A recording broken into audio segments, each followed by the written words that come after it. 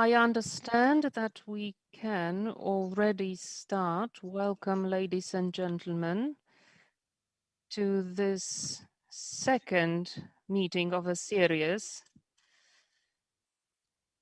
where we want to discuss the future of Europe in various aspects. This meeting is organized by the Association of Artists for the Republic of Poland. I would like to thank our sponsors, Polish companies, our strategic partner Orlen, KGHM as well. I am very grateful to the Polish companies for providing a civic discourse and supporting associations like ours. And so together we can work on the future of Poland in the future, on the future of Poland in Europe. Today we will be talking about political topics, namely the political form of Europe today and that of the future. We can, of course, refer to to history, the history of Europe here. There was also some form in the past of historical unity.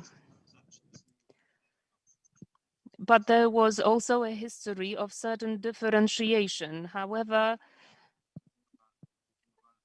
there was certain balance typically maintained between the two, between these both trends, the trend of unity and differentiation. So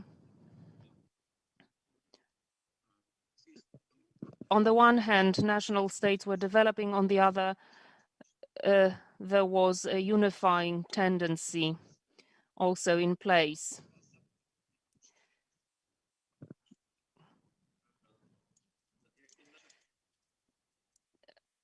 Our history, the history of Poland, written from the perspective of a country that is developing somewhere on the outskirts of the empire, is on the one hand inspiration from the West, from the Western Christian community. But it's also a country that keeps fighting for its sovereignty, for its independence, back at the time when the notion of sovereignty was not used in its today's meaning. And there we have a question about the political form of our unity, the unity that we have in place today and that is being identified with the European Union, even though not all the countries of the continent belong to it. Some people claim that it's going to be a very permanent form, that is going to last, and that is not going to end. Some claim it's a crowning moment of the history of Europe. I think perhaps that's a bit too much. Some say that's a culmination of history. And now, this is the question that I would like to ask in my first panel. Let me first list our guests of today. They are going to be discussing about the future as well as the today, the present. So today our guests are Professor Ulrike Guerreau, who's a lecturer at the University of Kremsk. I don't see her as yet, but I am sure she's with us. Ulrike is also known for once announcing a European Republic, and she's a very well-known journalist involved in the thinking about the future of Europe. Then our guests include Thomas Ferrier, From France, welcome, and Professor David Engels.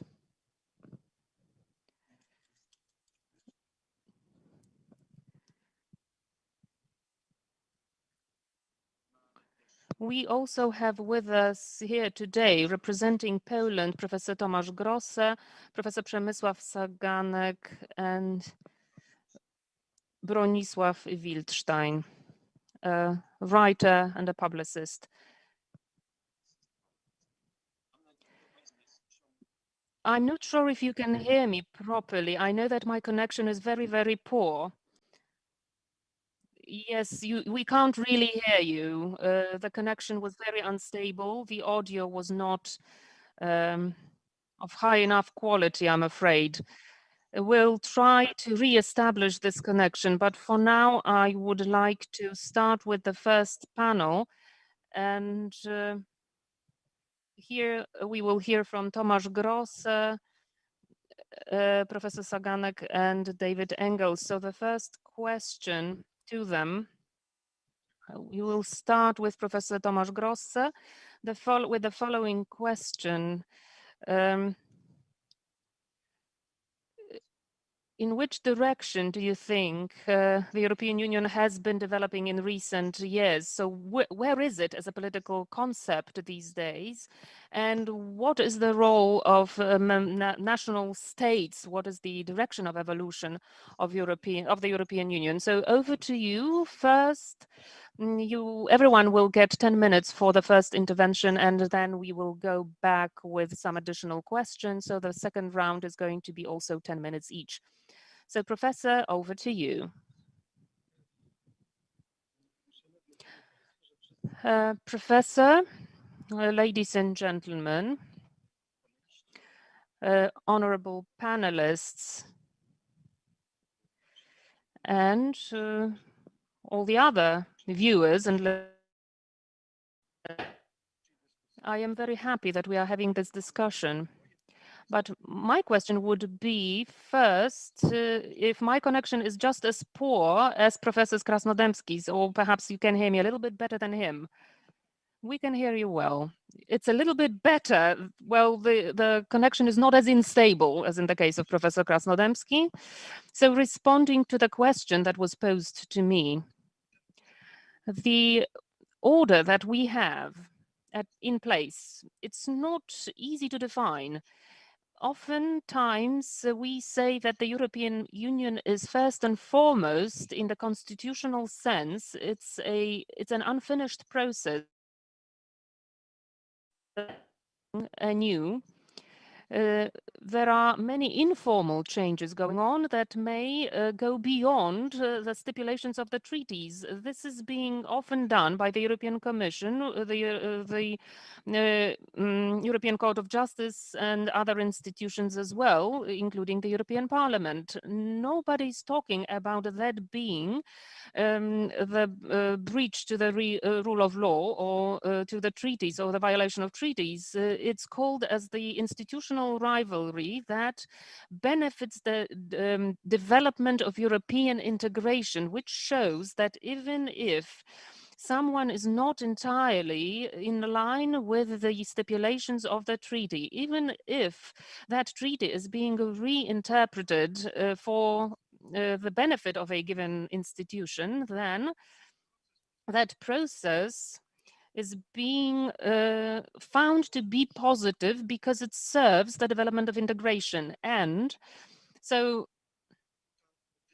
this dynamic of the order change, the fact that that the bicycle of European integration is still going forward, as they sometimes put it.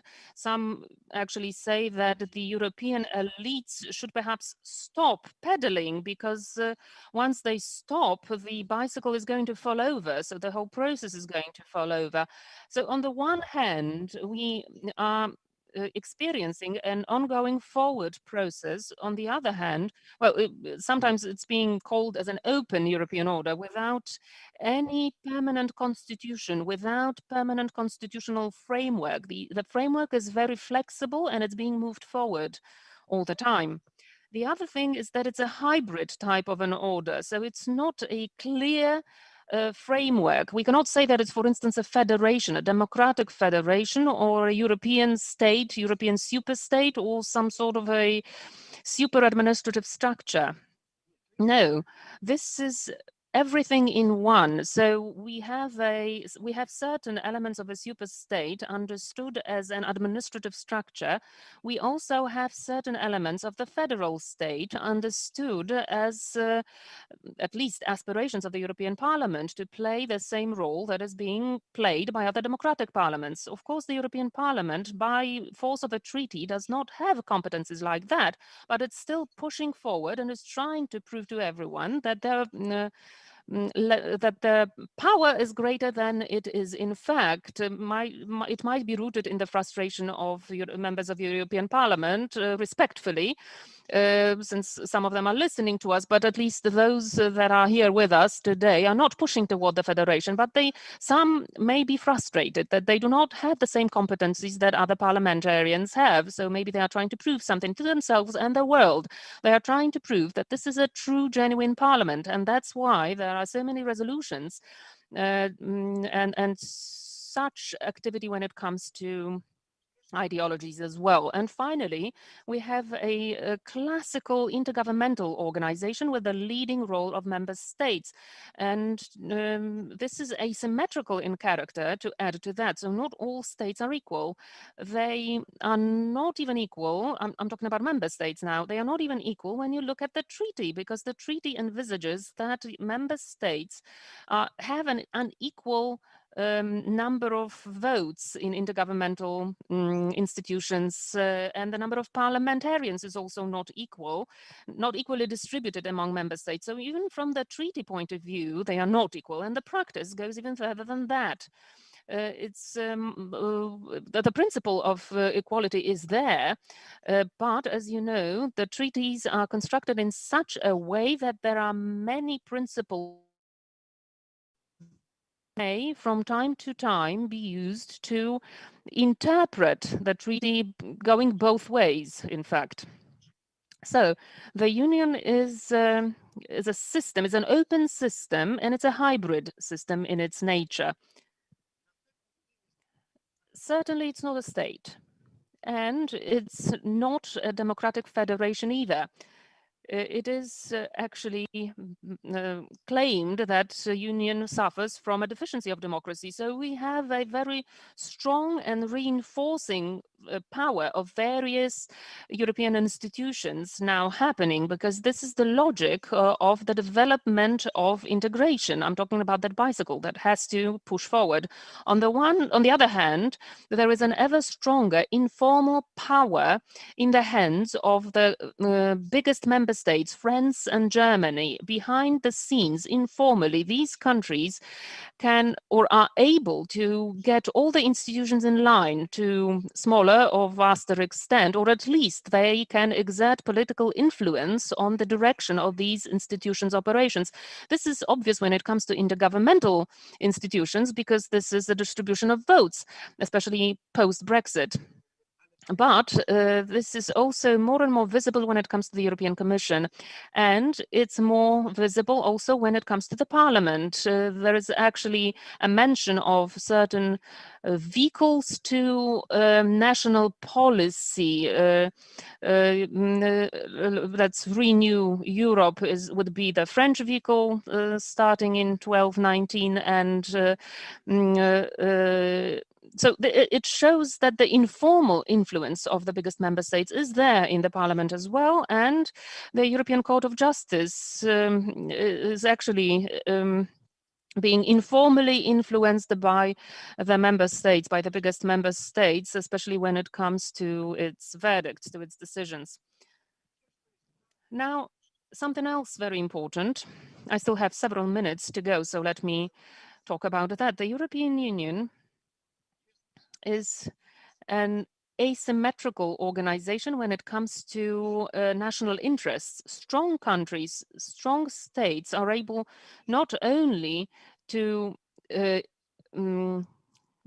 influence certain instruments, shape them so that they are in line with their interests, the weaker countries have no choice but to go along with it, go ahead with it.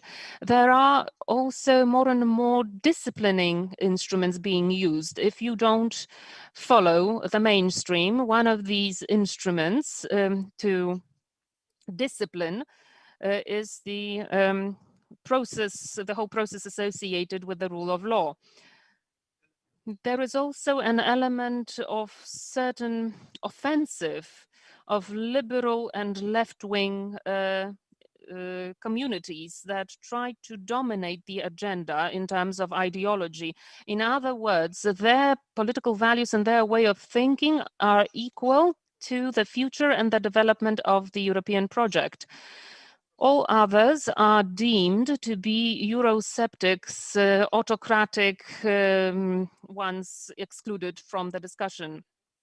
As a result, and I think this is important for our discussion about the future of Europe, there is a battle of ideologies. Professor Zurn from Switzerland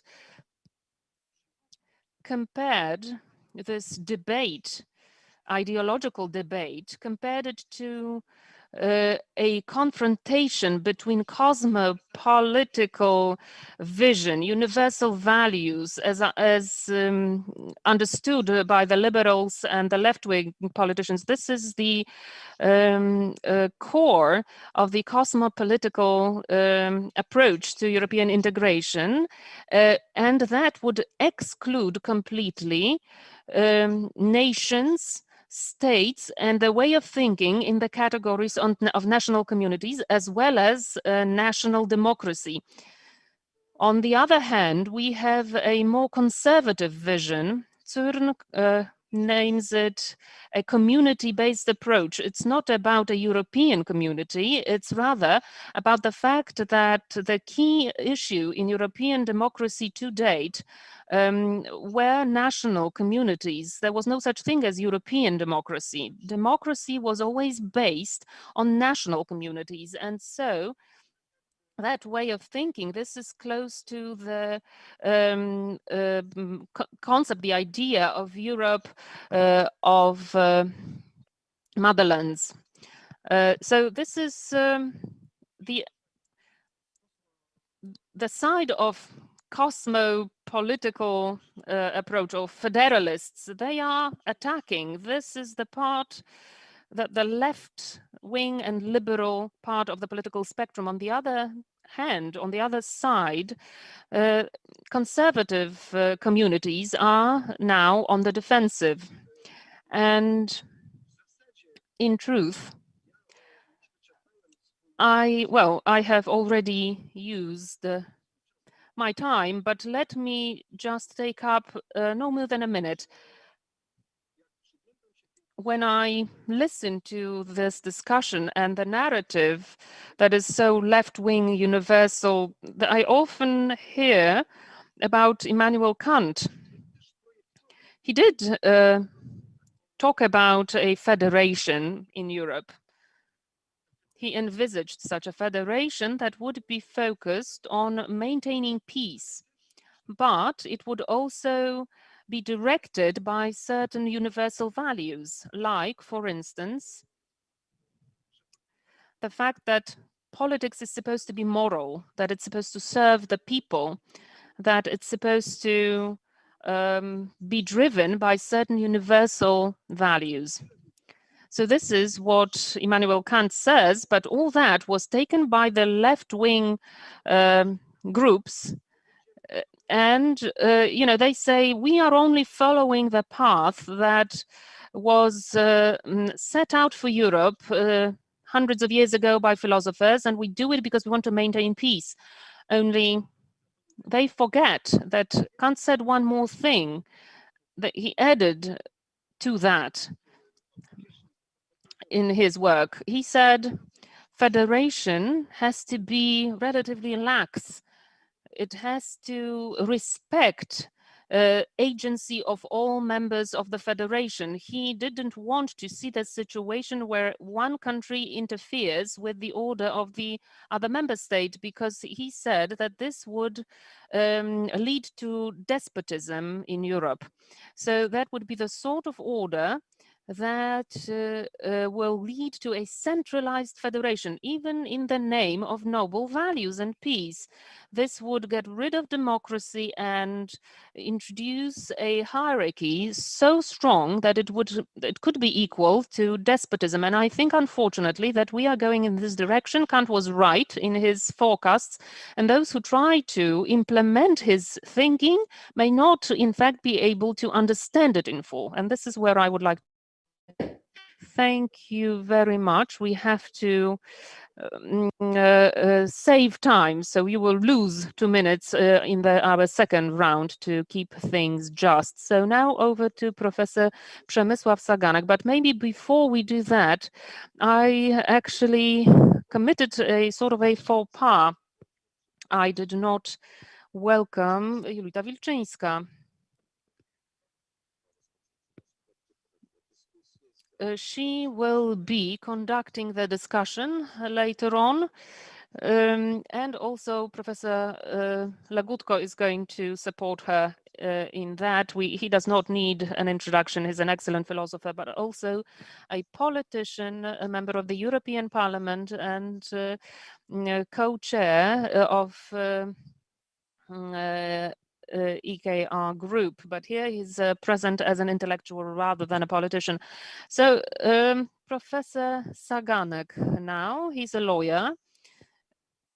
Thank you for your expertise, your expert opinion that you sent to me earlier. But now I would like to ask for your legal opinion, in fact, when it comes to the foundation of the European Union.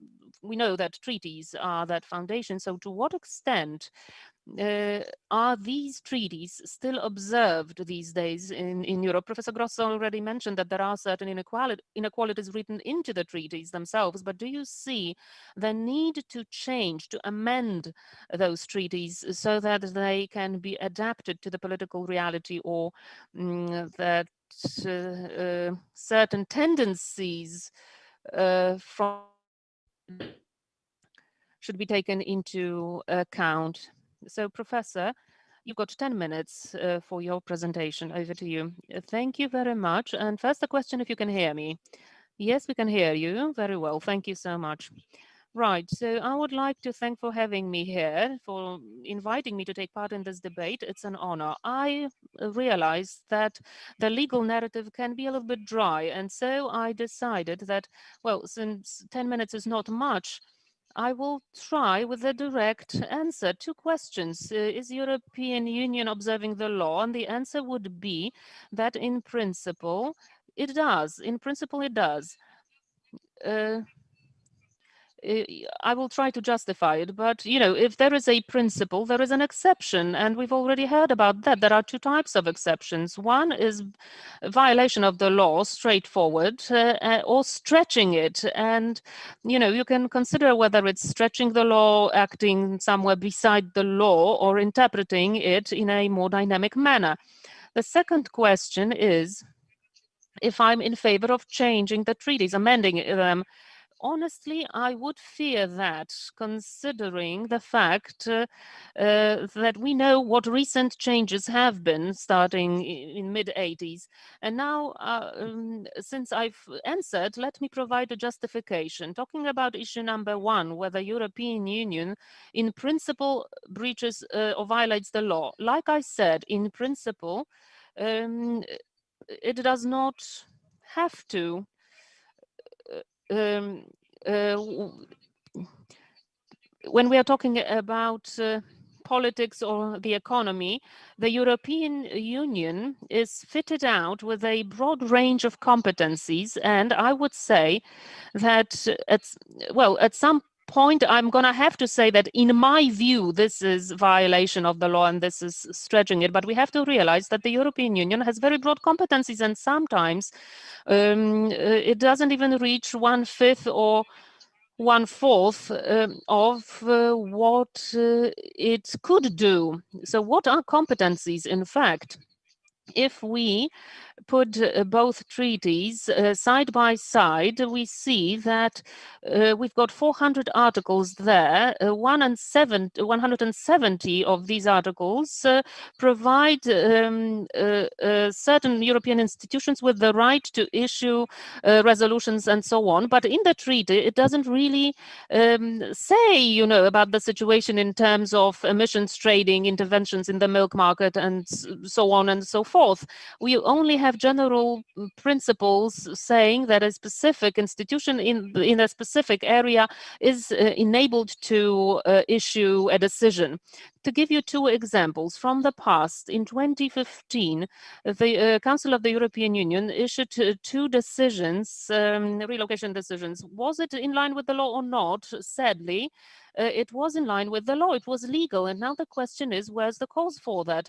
The cause is, unfortunately, on the side of the member states. It's not that the union stole from those competences. They were given to the union in the treaties. So the competencies is a sort of a potency, as the name suggests. So if the European Union does something, walks 100 kilometers, the question is, do they have competencies to walk 1,000 kilometers? So there are no safeguards there. Sometimes they are in the treaties. We know, for instance, that the EU is not going to tell us that our health benefit system is not it's supposed to look like the one in the UK or somewhere else. We know that they are not going to do that, but there are very few such clear bans in the treaties. And we can now pose a hypothetical question. Let's say that the EU in 2015, they said we are taking 40,000.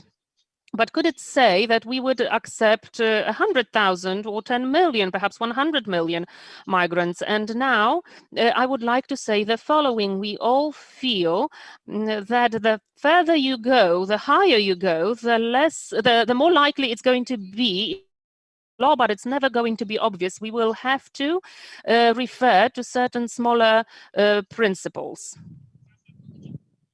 We are talking here about different principles on proportionality, subsidiarity, or constitutional identity of the state. And we have to say honestly that the result of that possible process before the court is uncertain. There is another example. Since the very beginning, we have been having to do with the free flow of employees in EU. An employee can take a spouse, children, parents, etc. Since 2004, well, they can take their partner. The directive says that you can take a partner under the condition that the state of destination recognizes civil unions. But there is a question whether it really has to be the case, or perhaps it may be different. And the European Council will say that there is that civil union in the Netherlands, and it is the Dutch law that says whether or not they have the right to go with their partner to Poland. And the response is not good anyways. We do not have 100% guarantee. What stops the Commission? I am not saying that in every case like that we would certainly fail. We would lose perhaps, or we would win perhaps on the basis of general rules I mentioned about proportionality, constitutional identity, etc. But we have to be aware that every process like that is a question mark. And now to conclude this part of an answer, the answer is that the EU doesn't have to break the law to be so strong, to be a power, because it simply holds these prerogatives. But there is absolutely no doubt as to the fact that the European Union is so strong also thanks to the fact that quite controversial conduct took place, or events took place. And the first difficulty is about the fact that in the European Union, we have the European Court of Justice. It means that if we do not like some directive or some regulation, we should sue it. And in the great majority of cases, the decision of the court may be, well, favorable for us or not favorable for us. But can we say that it is definitely an abuse, a violation? I would really disqualify such a statement, but I am able to indicate some decisions where the European Court of Justice went beyond its prerogatives.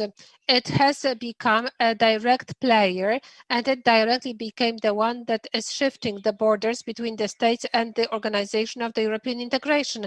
Every time it is to the detriment of the states and to the benefit of the European integration.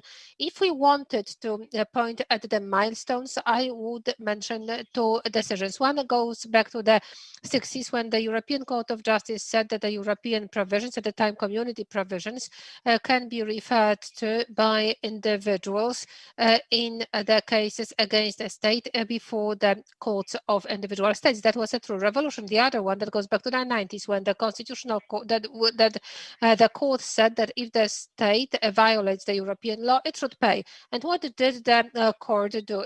The court created new rules. That are not strongly established in the European law. Did it violate the law? I can say that it did, but I am aware that 90% of my colleagues would say that it is not a violation, but interpretation. What is it like from our perspective? From our perspective, we can say it happened like a few dozens years before we joined the European Union, and by joining, we accepted it. And there is the third milestone, and this is the decision of the court about Portuguese judges. And what does result from that?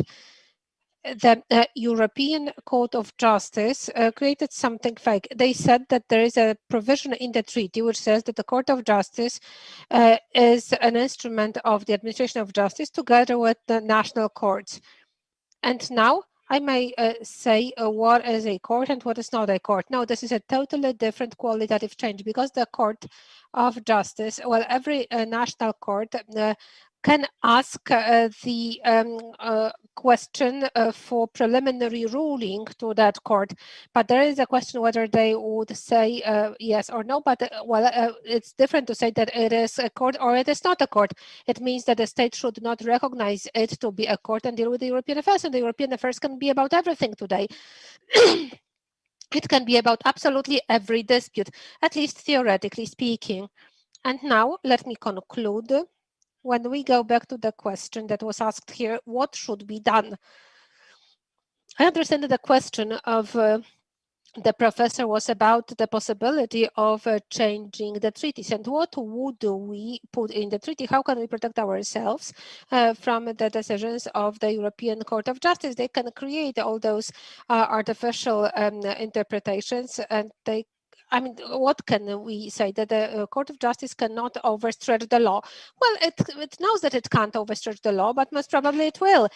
We have to be aware that all the recent amendments of the treaty were connected with the fact that the European Union was given more and more competencies. There were no security measures for the states, and those competencies go closer and closer to a very sensitive core. And the question may be asked why it is the case, why the issues that are connected with the marriage or sex are sensitive. I'm not a philosopher. If there were some people from outside of the legal circles, I would have a problem to give the right argument. But this is how I feel it. And I am afraid that the amendment of the treaty, if it is to take place in the same way it has recently taken place, it would most probably lead to the fact that the states would lose even more on this. Thank you.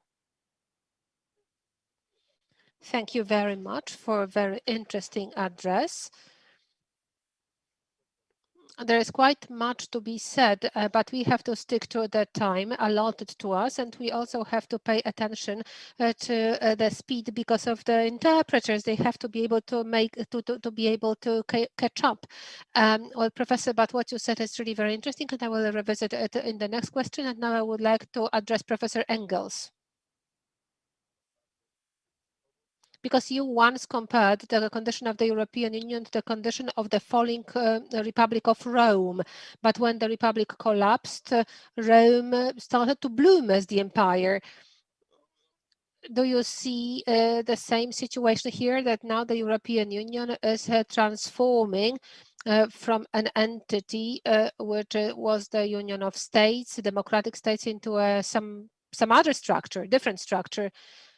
which has as a character of the imperial structure. Do you believe that it is also similar as a historian of the ancient period? Do you see similarities here, or perhaps on the basis of what happened in the ancient times, it is possible to interpret the present time, Professor?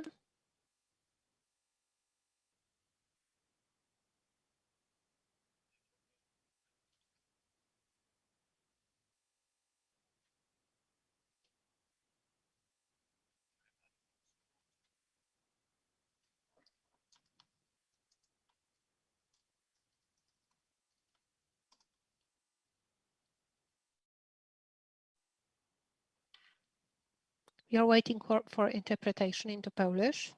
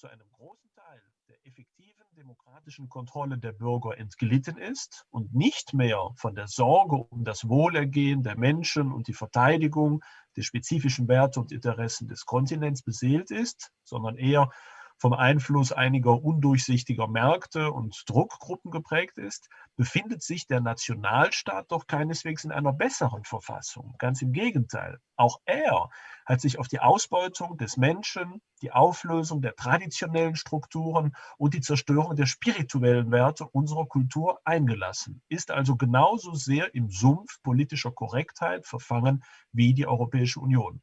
Und sobald ein Staat es versucht, den erdrückenden Rahmen der universalistischen Ideologie und des allmächtigen Ultraliberalismus, wird er von seinen Nachbarn politisch wie wirtschaftlich erdrosselt, bis er seinen Alleingang beendet, wie wir es in Österreich und Griechenland gesehen haben und gegenwärtig in Polen und Ungarn beobachten können.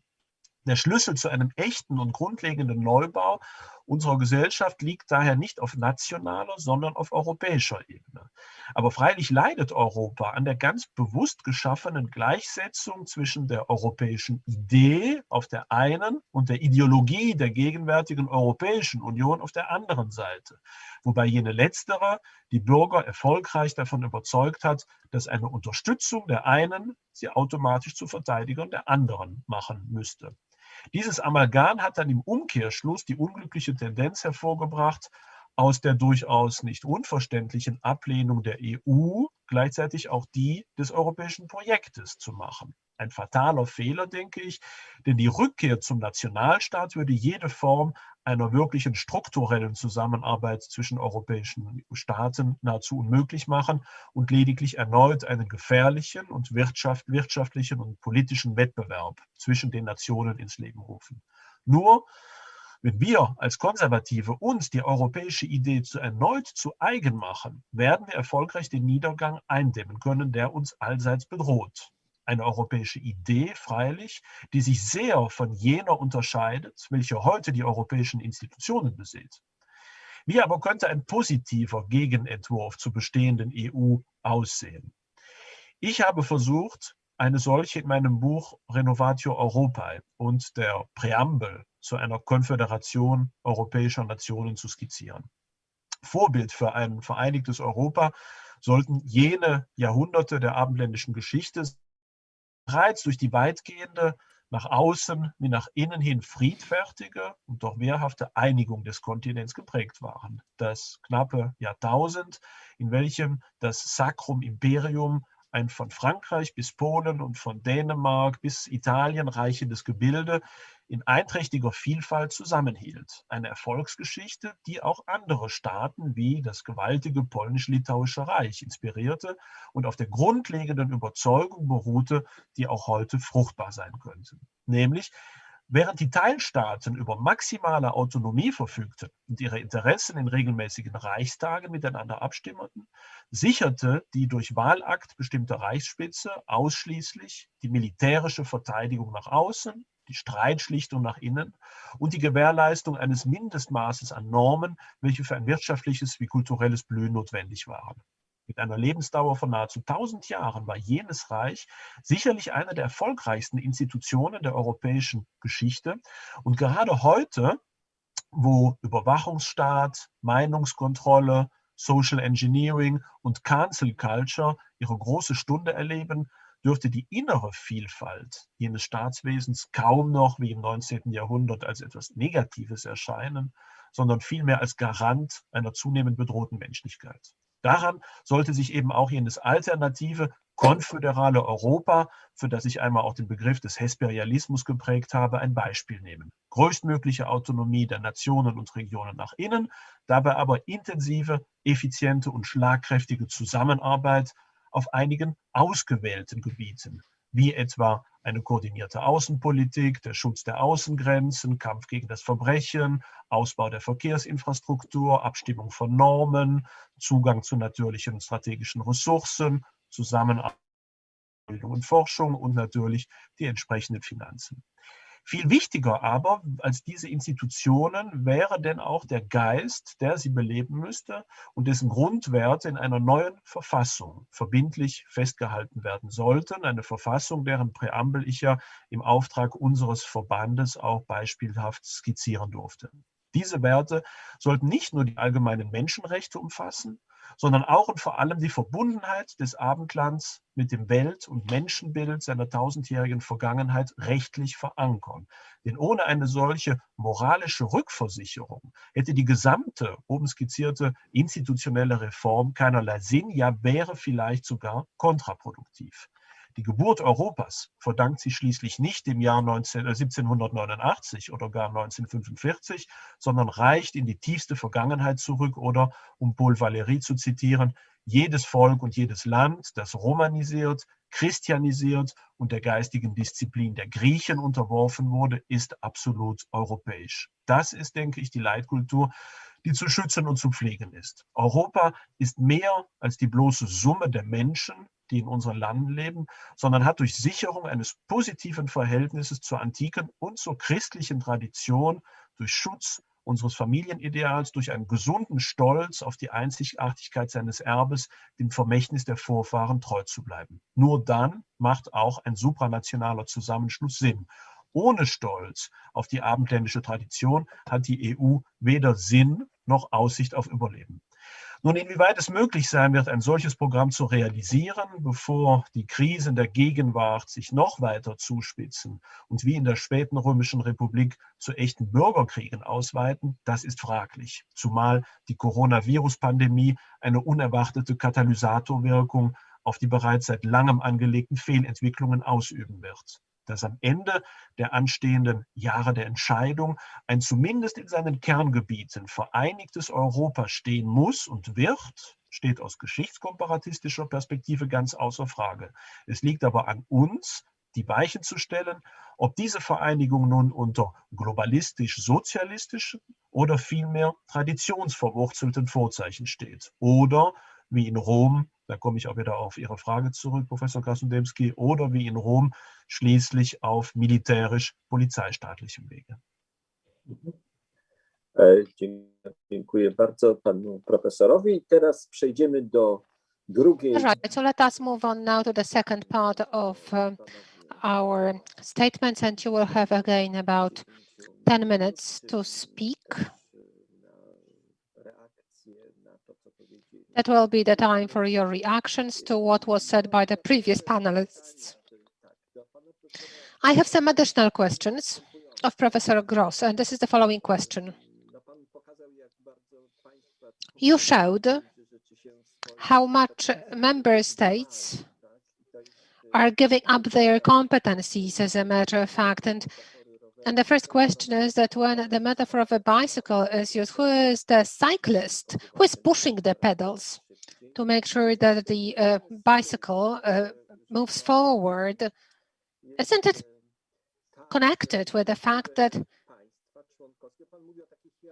different member states of the European Union, well, you are talking here about the hierarchy, about the lack of equality, and the classical book talks about it, says that it is the system of organized hypocrisy, so that there was no equal sovereignty of individual states. There are different state organisms, and these state organisms and different nations that are not used to independence, and there are others that always had the ambitions of a universal imperial position. And I think that the former ones find it easier to accept their independence. So perhaps, don't you think that the European Union is an organized system of inequalities, which at the same time is beneficial?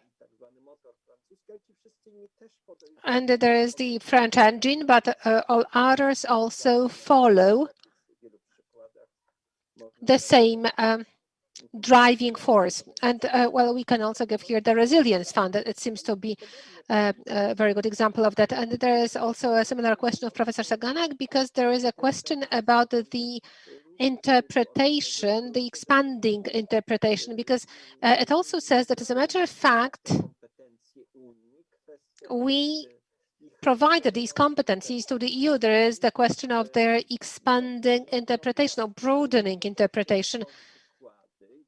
Right, but at the same time, there are examples of the General Constitutional Court, which clearly put a hold twice. And no other constitutional court in any other state has ever done it. So where are the limits? Why, in the case of the German Court of Justice, it is possible to draw borders at the national level as compared to the broadening interpretations for some activities, as it is the case of the second judgment when it was about the Draghi policy. And the question of Professor Engels. Professor Saganek said that we do not know why the law is interpreted in a certain direction, why gender policy has become so important. that interference is connected with the broadening interpretation of human rights. And the recent discussion about abortion in Poland is also part of it. Well, of course, it is not part of the competencies of the European Union, but it was not really raised. But the commissioner herself said that it is not part of the competencies of the European Union, but she said that the human rights are part of the competencies of the European Union, and the EU must care for human rights. And this is a fundamental right. It is the right of a woman, etc. That is why there is always a possibility of the expansion without the violation of the law. That is why I want to ask my question. From what Professor Engels said, we can draw a conclusion that this case perhaps is not political per se. Well, it is not a problem connected with the progressing integration, and perhaps it is not also a problem when we look at the creative interpretation and the constructive ambiguous nature of the European provisions, but the point is in the philosophy, values, in culture. It is a question in which direction the interpretation goes, and in the light of which values those reinterpretations are made, that expansion as part of the legal order. And the values Professor Engels talked about,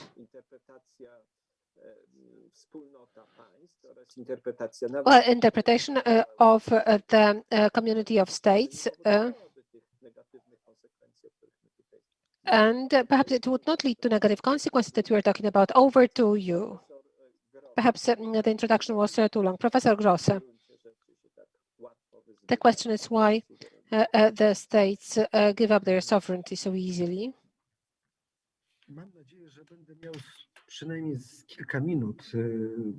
I hope that I will have at least a few minutes to give an answer. 10 minutes, Professor.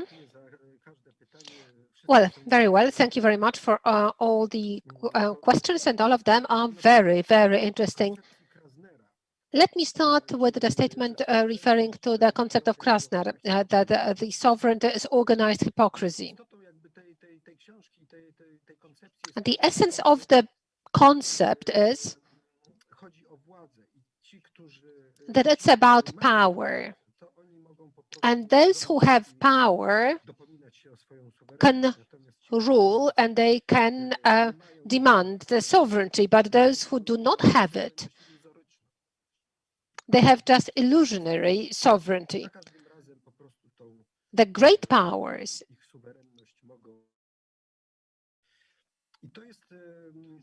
really have sovereignty to a much greater extent. And that is quite close to this concept. We can pose a question about what sovereignty is. As a matter of fact, it is the power or autonomy in internal and external relations. You either have it or you don't have it. Or you have a little bit less of that power than others do over yourself and over your own external policy. There is no question that the distribution of power in the European Union between member states of the European Union is asymmetric. On the very top, you can find Germany, to be followed by France. Then the countries whose power is lesser and lesser, and some have so little power that it's difficult to identify them as sovereign in the European Union. And that means that in the European Union, the sovereignty is asymmetric or disturbed. The European Union is a system that supports the sovereignty of some states and weakens the sovereignty of other states. At least this is how I see it. Who is the cyclist? It is frequently said that the European Commission, the elites from Brussels, European judges, the Court of Justice, parliamentarians, the people from the political mainstream, that all the time they demand more integration. But as a matter of fact, they don't have power. They can demand it, they create some narrative, And it's just a symbolic power. Since the time of Fukuyama, we know what is behind it. It is a narrative, and this narrative can be so effective and so powerful that it facilitates the integration. But until now, it has been the case that all the Brussels elites could implement their ideas connected with the development of integration if there was no consent from the greatest member states of the European Union, not even the largest, not all of them, but some of them. So even if it is the Brussels elites that play a role of a cyclist, they have, as a matter of fact, very limited influence. But what gives the strength is the conviction that the vehicle moves forward. I'm convinced that frequently this is member states. And I'm speaking about this in a simplified format. But when we look at how the Court of Justice interprets it, how it interprets individual situations, especially when it is the broadening interpretation or the expanding interpretation. It takes the interpretation of the treaty beyond what was adopted by the states. When we compare it, well, we can see that the European judges introduced the revolutions by means of additional rules, but very rarely it was connected only with their individual, their own idea, the idea they came up with. In other words, these were member states that agreed to that, and they were somewhere in the background. They had the tools to push everything upside down. As it was said here, that constitutional courts could block it in every member state. Moreover, member states can gather and they can adopt a new treaty. And this treaty would directly reject the interpretation of the Court of Justice. It is not the case that the Court of Justice can do anything. It is not the case. And at the end, the last word is on the part of the member states. And that is why it is always taken into account for the capitals of the largest nations. Think about it. And this is what we have to keep in mind, that at the end of the day, we are focusing on the member states. And the most influential member states perhaps are not a visible cyclist, or at least they are not always visible, but they provide some support for the cyclist in question. And due to this, the work of the cyclist delivers. I believe that without the consent of the member states of the European Union, this cyclist is simply working to no avail. And I believe that this is the most important part of the answer to the question that you asked. I can only say that some of the states support the systemic changes and the development of integration, both in the cases of the European Commission pressing for such a change. Sometimes it is done on the initiative, some informal initiative with some support of individual member states, those that want to overcome the veto or the absence of qualified majority in the Council. There is no majority, and then they ask the European Commission, do something to overcome that impasse. Because our national interests say that we have to move forward, and then the European Commission looks for it. What does the European Commission do? It can, for example, sue the Court of Justice those that are. All right, fine. Professor, can we move on to the next thing? Well, sorry for taking too much of your time. No, what you are saying is very, very interesting. Just one more sentence to conclude my part. Some states support the idea of pushing the integration forward, the vast majority, even if do not agree with that, they accepted this with dignity and in silence because they have no other way. Those who have a different way to follow and they do not accept what is happening, they do what the British did. It is too large a country to accept such a significant changes that are opposed to the national interests of that country. Well, there is always a question how many countries like the UK there are that play a role that restrains that bicycle.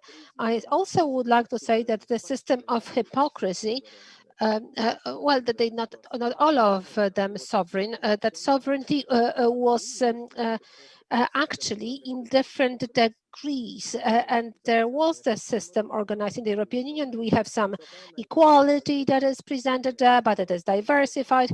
But that subordination is of a functional nature, also for the states that are subordinated by the guarantee of some safety, economy, market access, as well as the recognition of some superiority of competencies of others in the foreign policy or climate policy or some other policy. In the ability to manage that is inherent to large states. And then this whole system, this whole legal order is just a sanctioning of these rules, and it allows for the regulation of the subordination. It is the case as it was in the past with feudal system. It used to identify the legal relations between subordinated entities. And I think that this is understood by the officials as the rule of law system in the EU. Professor Grosse said that every state has the possibility of blocking some decisions. Do you think so, Professor? Well, formally it is the case, but well, our constitutional court, if it made some resolution to this extent, what do you think about it? I have a problem here, to be honest, because I would disagree at 2 points with the previous speaker, but I'm very happy with we're on the same panel. The first issue, yes, if we all agreed, it would be boring, right? And this was not the issue that you're asking for. So you're not. I'm not trying to escape the question of constitutional courts, but to me as a lawyer, it would be excellent if in the treaty we could have the procedures stipulated, mentioned by Professor Grosse, so that the countries sit at the same table. We take that topic off the hands of the Court of Justice, but we can ask the tribunal decision different than what the formal decision was. That would be a perfect situation, but the European Council, when it comes, for instance, to CO2 emissions, by issuing the conclusions, the Council is not creating the new law. There is a number of issues that the Council will be able to decide upon legally in a binding manner. So, for instance, we've got members of the European Parliament elected in Poland, and the European Union will decide that issue using specific legislation. But all these other issues are not the law, and we cannot impose these things, at least formally. Now, coming back to constitutional courts, I have a problem here because at some point I wrote an article, a text about the decisions of constitutional courts and tribunals in various countries. Not all of them, but because there are plenty, but that was some years back. And the main point of reference was Solange 1 verdict. So it could be said that the German Constitutional Court has a long tradition of pointing fingers, of showing that the Germans are the members of the European community, then now Union, but they remain so if the Union is not going to interfere with the basic values defined in the German constitution. And now it's an interesting story. It seems that the Commission wanted to go to the court with the Germany And now the decisions of the German courts, I would say, what does it bring when it comes to the European Central Bank? The European Central Bank should not finance the deficit. It does.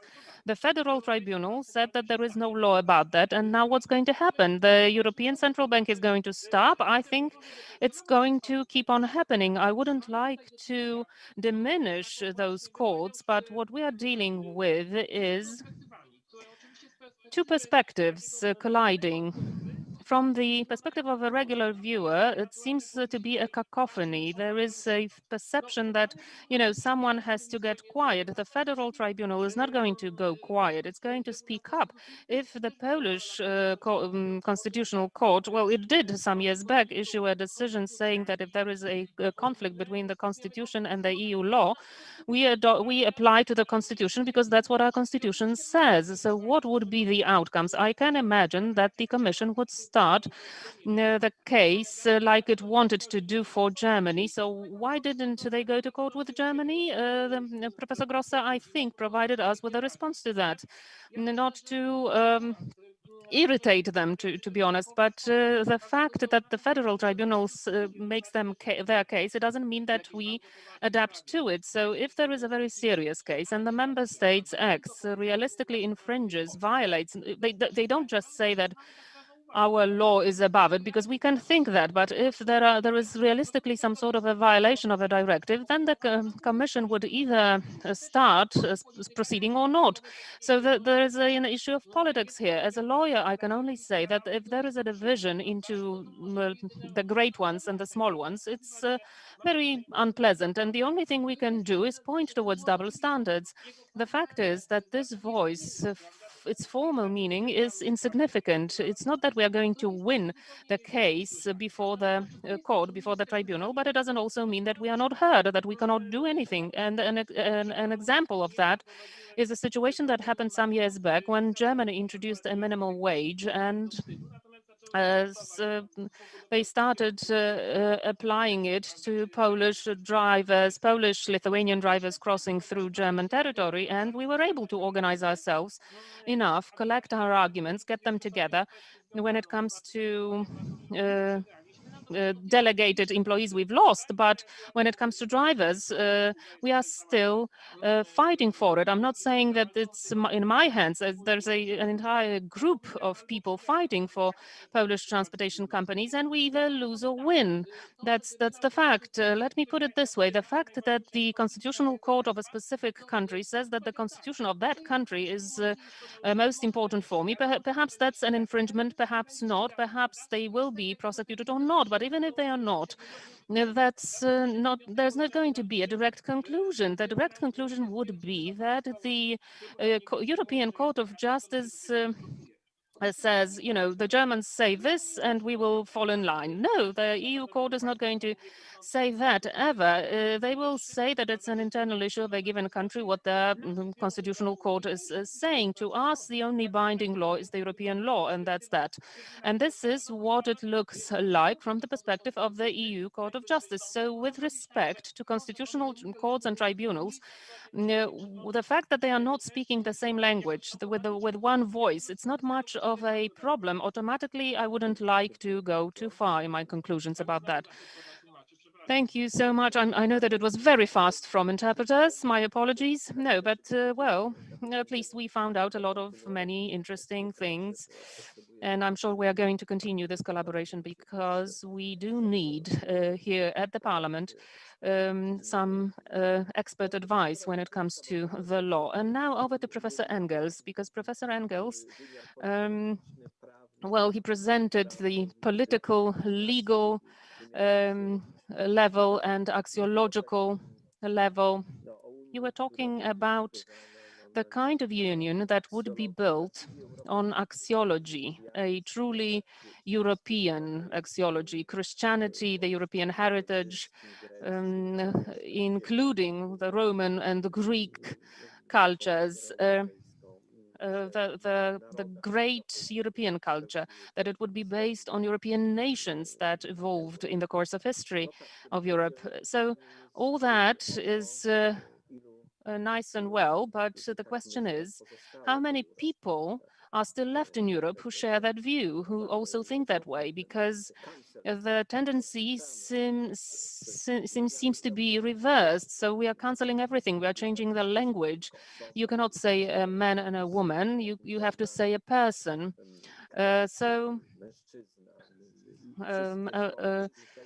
All the words that are excluding someone, what's happening is a very radical tradition, a radical tendency to cut any link to the European heritage, to reject it. So the question is as follows. The way you showed certain tendency in politics and in the law, the tendency to go forward, both in terms of legal issues. Professor Saganek was talking about the European Court of Justice, and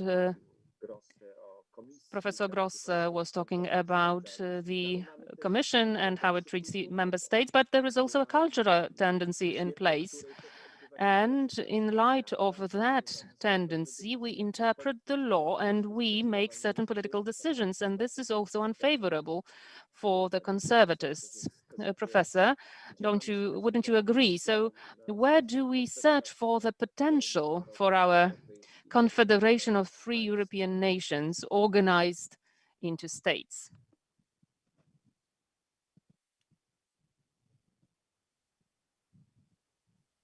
Teraz ja mówiłem za szybko. I think I was talking too fast now.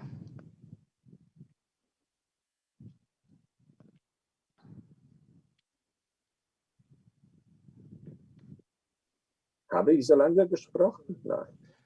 Nein, es ist ein mehrminütiger Unterschied zwischen dem, also jedenfalls bei mir, was bei der Übersetzung kommt und dem, was Sie sagen. Aber jetzt habe ich es, glaube ich, gerade durch. Ja, vielen well, Dank für die, there is a certain delay,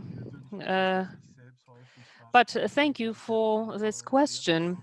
It is true, in fact, that, well, I do see that in academia as well. I see that there are so many people who are so far removed from their own history and tradition.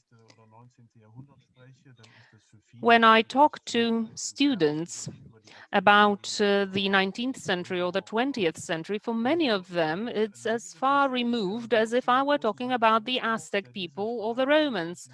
But we do see that there is a lot of detachment from. So what do we build on? I think there are various aspects here and various answers. First and foremost,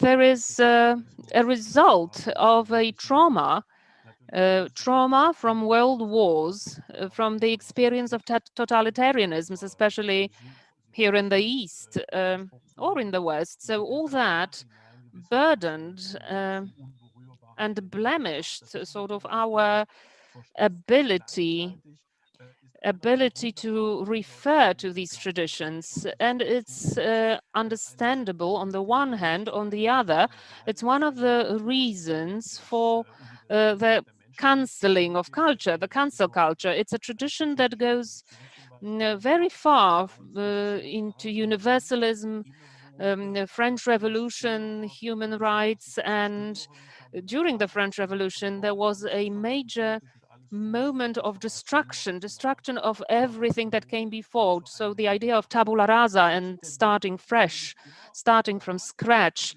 and that way of understanding the reality, that tendency is there. Obviously, the tendency in thinking about the human rights and political correctness. The question is, what can we do about it? How can we prevent it? I think it is essential that we also notice and see people who are searching.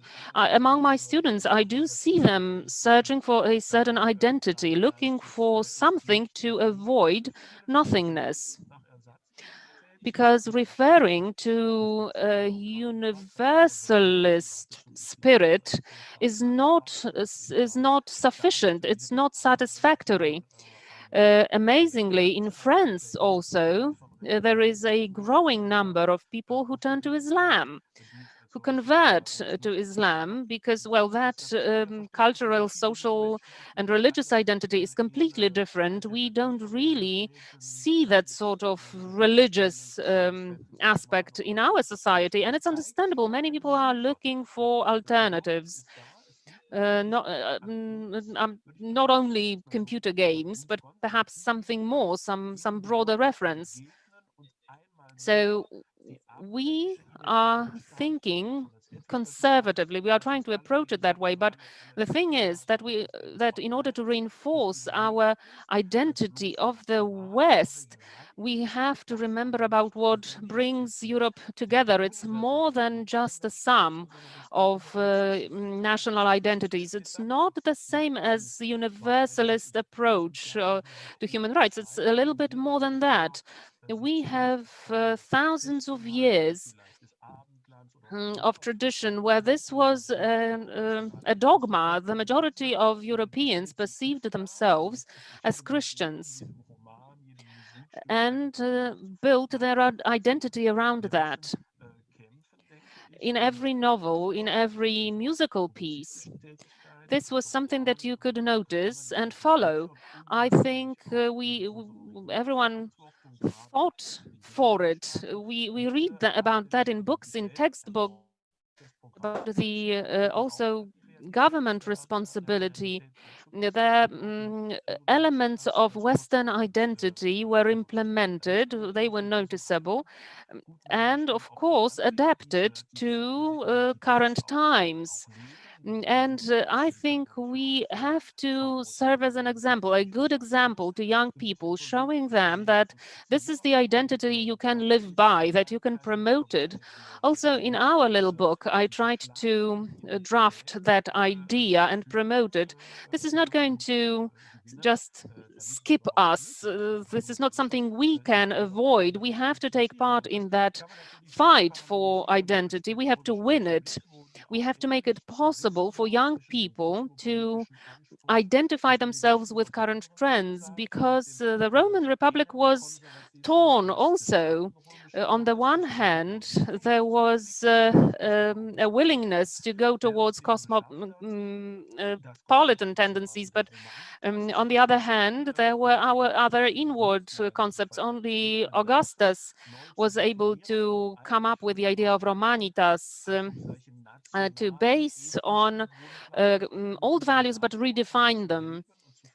So in a way, he wanted to create, or rather thwart, national foundations and switch them for universal ones so that you can join in the Holy Roman Empire in various ways, in other ways. And I think a key question is going to be focusing on inclusion, about the position of Islamic minority in Europe. It's also about offering the new European identity, more inclusive one, but retaining the current traditions and avoiding antisocial attitudes. Thank you so much, Professor. And this is the ending of our third panel. So thank you to all our panelists. We were talking not only about the present, but about the past as well. But now over to Professor Ryszard Legutko, who's going to be in charge of the second panel of the day. And we will be talking about the visions of the future of Europe now. So Professor Legutko, over to you. Thank you very much. Ladies and gentlemen, we are operating according to the same format as before. So you will have 10 minutes each in each round. Welcome to the panelists, Professor Ferrier, Professor Guerreau, and Mr. Bronisław Wilczstein. Let me start with Thomas Ferrier. He's the founder and head of the European Party. I understand that it's a party that has some very ambitious goals. On the website of the party, you can read that the goal is to create the grand nation, the great European nation, Il Grand Nation. There is also sublimation is also mentioned, the sublimation of European institutions. So I would now like to ask you, if I may, to very shortly characterize the program in less than 10 minutes and answer the question to what extent that project of yours is future-oriented and to what extent is it rooted in the present. Over to you, 10 minutes for you. Ladies and gentlemen, I'm honored to be invited to give you this speech. I'm very grateful to the Association of Authors of Poland for making it happen.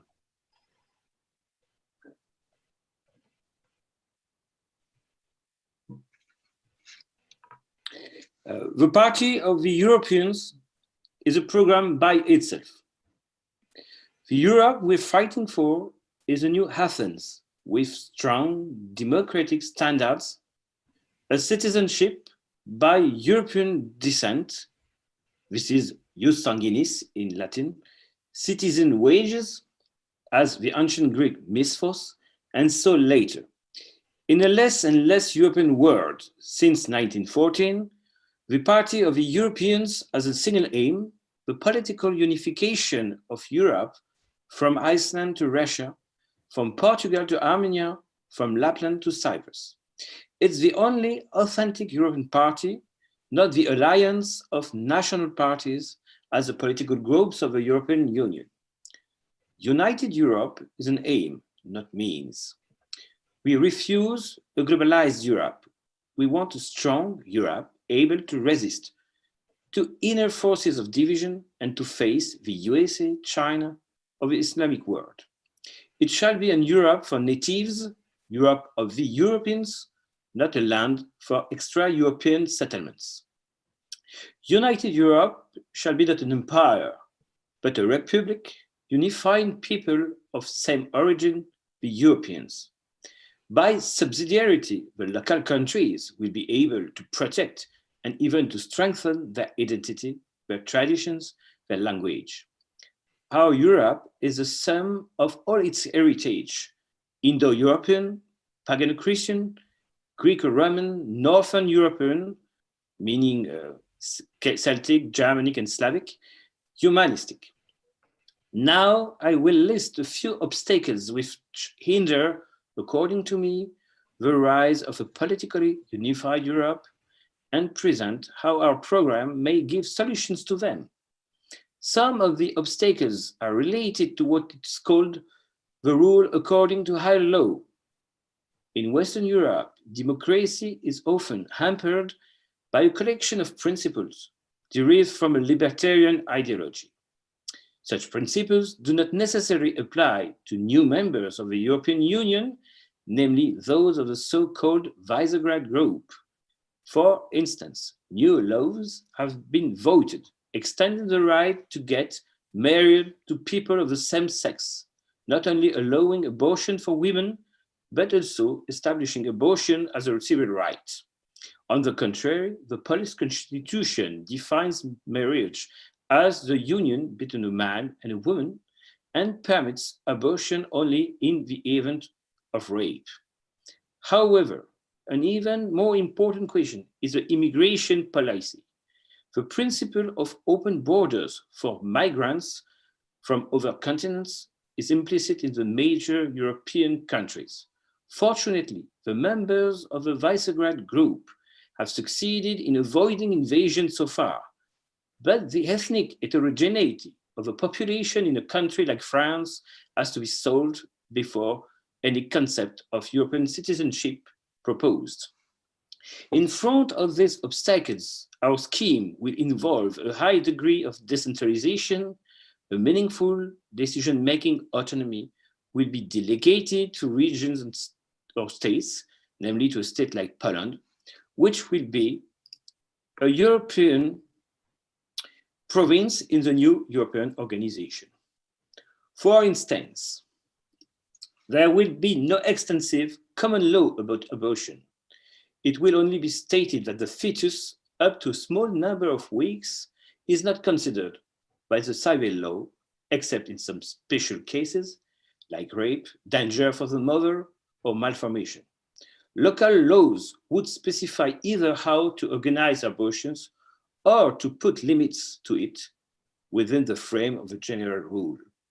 However, the marriage, qualified as such, will have a uniform definition all over the new states, similar to the Polish one. Therefore, the so-called same-sex marriage will be denominated otherwise depending on local decisions. Besides, the question of immigration will definitely be fixed. The new European state will not allow any kind of migration except for touring visits from other continents. On the contrary, new laws will be assigned to revert the migration process in the countries where it has been carried out in an illegitimate way, as in France. The responsibility of border control for people coming from outside Europe will lie with both the European state at the outer borders and each local government at the inner borders. Of course, the Schengen Agreement will be continued for European citizens only. There are also other obstacles regarding foreign policy. The threat of Russia is prominent in Poland, although the spectrum of the Soviet Union is now far from us. Poland has responded by significantly strengthening its ties with the United States. Meanwhile, France has maintained a rather cordial relationship with Russia, and Germany has developed a very strong policy of economic exchanges. Till now, however, the European Union follows the directive of the United States on the subject, and after the annexation of Crimea and civil crimes against civil rights, does not prepare for the reestablishment of good relations with Russia. Such a situation cannot go on if we want to establish a unified country over the whole continent. It will, of course, be more difficult to reconcile Poles and Russians. At first, the European United States will not include Russia, but it's important to build up good relations with this country for many reasons. The energetic independence of Europe cannot be settled otherwise. The creation of a European state implies the end of the North Atlantic Organization, which is probably disturbing at first sight for the inhabitants of Eastern European countries, but it will provide the conditions to build a strong European defense system. Finally, then the security of Poland will be possible to discuss. Will not depend. The security of Poland will not depend on the willingness of a non-European leader like the United States. Finally, from there, it will be possible to discuss with Russia peacefully, because we have to consider the feelings of the Russians too. What we have to keep in mind is that nothing can be done until Russia has overthrown the authoritarianism symbolized by Vladimir Putin. The solution lies in the hands of the Russians themselves, and the only way to introduce political plurality in facts and establish the rule of law is a setup of a European state offering a real prospect to Russia. This is a price to pay in order to achieve the dissolution of the Soviet Union. More generally, not all members of the European Union share similar economic conditions and interests. The prominence of Germany is an obstruction as long as other European countries cannot reasonably compete. Hopefully, the gap with Poland and some Eastern countries will progressively vanish. However, such an optimistic view cannot be foreseen for southern members of the Union, mainly France, because of the huge cost of the social budget, which is a direct consequence of uncontrolled immigration. Fortunately, sane European paths will help to cure insane ones. Europe has only one choice for its future: unite or disappear. And Europe shall unite and win. With that said, I hope you enjoyed listening to me, and I'm ready to discuss my strategy for the unification of Europe with you. Thank you for your kind attention. Za uwagę. Dziękuję bardzo panu. Thank you very much. Thank you very much. It really was a very ambitious project. I think that there will be an opportunity to talk about it. And now I would like to address Professor Mikagaro. You have also proclaimed once something which was called the European Republic. And if you could present this initiative to us, I would be very grateful. And how we can find room in that European Republic, the idea of nation states or nation republics. Over to you. Zuhörerinnen und Zuhörer, ich bin Ladies and gentlemen, dear listeners, I am very grateful for having an opportunity today to meet with you. At the beginning, a short comment to all of you who do not know me. My name is Ulrika Gero, and I have a relatively long history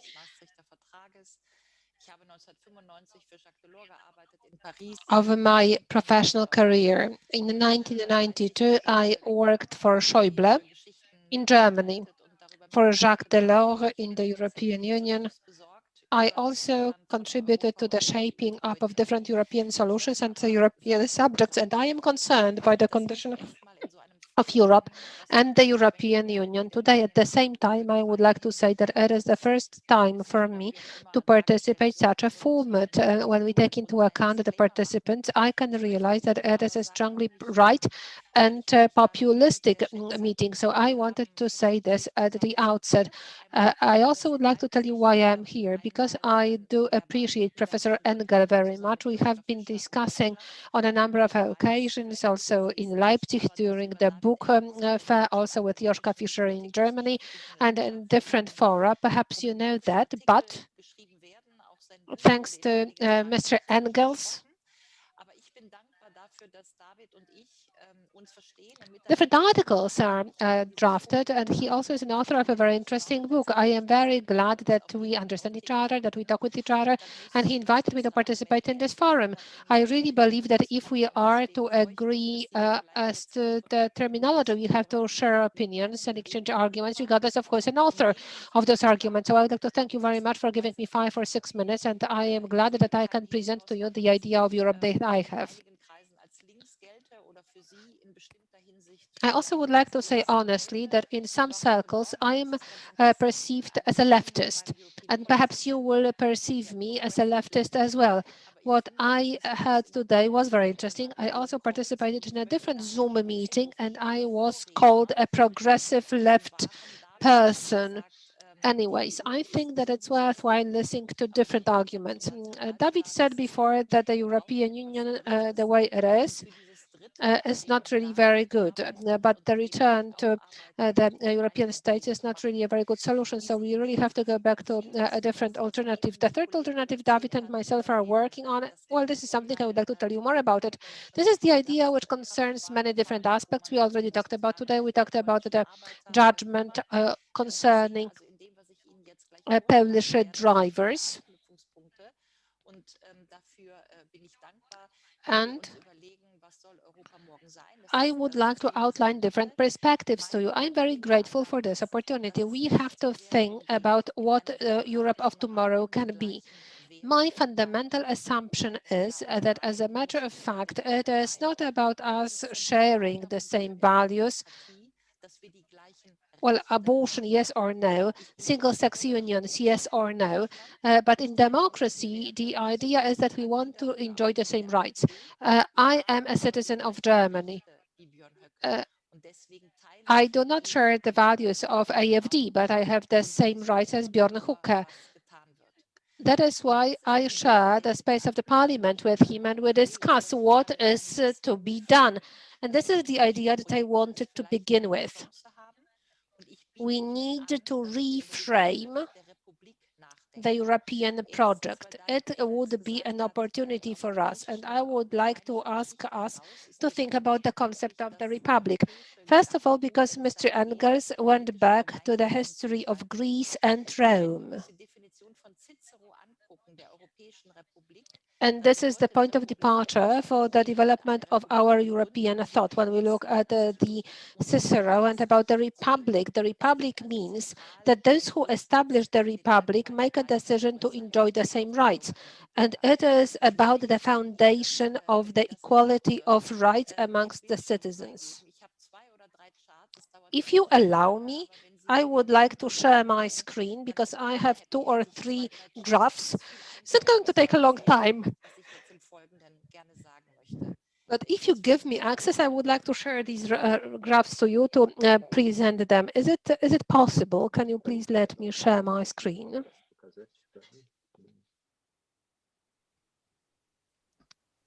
We are trying to do that. You would have to give me the right. You would have to authorize me to share my screen. I will try to do that. Just a moment. Hold on. Sie anfangen, vielleicht in diese kleine Unterbrechung, die wohl sagen, We are dass trying to do that. Ängste haben. Wir sprechen mit allen. Ob jemand Well, perhaps I would like to say something briefly. We are talking with everyone, regardless which side of the political arena they are, right or left. It is a secondary aspect for us, and I hope that it is the same for you. Wir haben gerade zwischen Fraktionen eine So, interessante Diskussion über technische Sachen. I am in the European Parliament, and we also are involved in very interesting discussions concerning different technical issues. And I believe that we should not really focus solely on our own ideologies. Fine. Now I can share my screen. It works now. I didn't really want to deal with ideology. I'm very much interested in what you were saying because I really believe that some notions are connected with power. I am a scientist. And I believe that the point of departure of yourselves is very important. Fine. I would like to show you my presentation. This is my project for the future of the European Union. It is called The European Republic is Under Construction. Bundesrepublik Deutschland, Republika Italiana, the Republic of Poland. These are the republics in which the citizens agree that they enjoy equal rights before the law. The first thing is that we have to understand that the states, heads of state and government that meet in the council are not the sovereign of Europe. It is us that are sovereign of Europe, 460 citizens of Europe. We are sovereign in the continent, and we have the council which represents us, and this is how we have only indirect influence on the republic. When I say that the European Republic is under construction, we have 456 million people in the republic after Brexit, and we decide how we create a democracy. The change of the paradigm is already enrooted in the Maastricht Treaty. The European Union is the union of the citizens. And I would like to go in that direction, the direction of the union of its citizens. And I think that you can agree with me when I say that citizens are not there to be consulted. Citizens decide. It means that it is the citizens that decide. And it is not just for the purpose of consultation. Citizens are sovereign. I was in the European Parliament on the 4th of December 2019. At that time when the presidency was taken over by Ursula von der Leyen. And I showed these graphs. Why did I do so? Because the European parties were talking about the conference about the future of Europe being quite problematic. the parliament is representative of the citizens. So why are there consultations with the citizens? And it is very important. And it is quite clear for me that it is the citizens that decide, because today we represent representative democracy in Europe, and we have not found the response to what the future is going to be like. And well, the question is whether the parliament represents the citizens. So the question, another question is about the stupid law. It's the law stupid. I talked with Jacques Delors and I worked with him, and I looked at the Euro processes and single market processes. What we did in the 70s and then in the 90s is that we were working about the equality before the law also for the goods. It is about the single market. And then we were saying that we have the market and we need the currency. And that is why we introduced euro. It means that we have equality of capital. We also provided for the equality of the rights of citizens because we are consumers. Look, for example, at the roaming charges. When we look at the provision of services, and what we here are equal in the European legal space, but we are not equal as citizens from the perspective of elections, taxes, and social affairs. You must know, Pierre Zavalon, I had the pleasure and honor that in 2016, I could discuss with the sociologists in the Royal Castle in Warsaw, and we agreed that democracy could exist when we were to say that we want the European democracy, that the democracy can exist when we as citizens are equal before the law. And Pierre Zavalon calls it le sacre de la citoyen, which is the sanctity of the citizens. The sanctity of the citizens is about the election, taxes, and social affairs.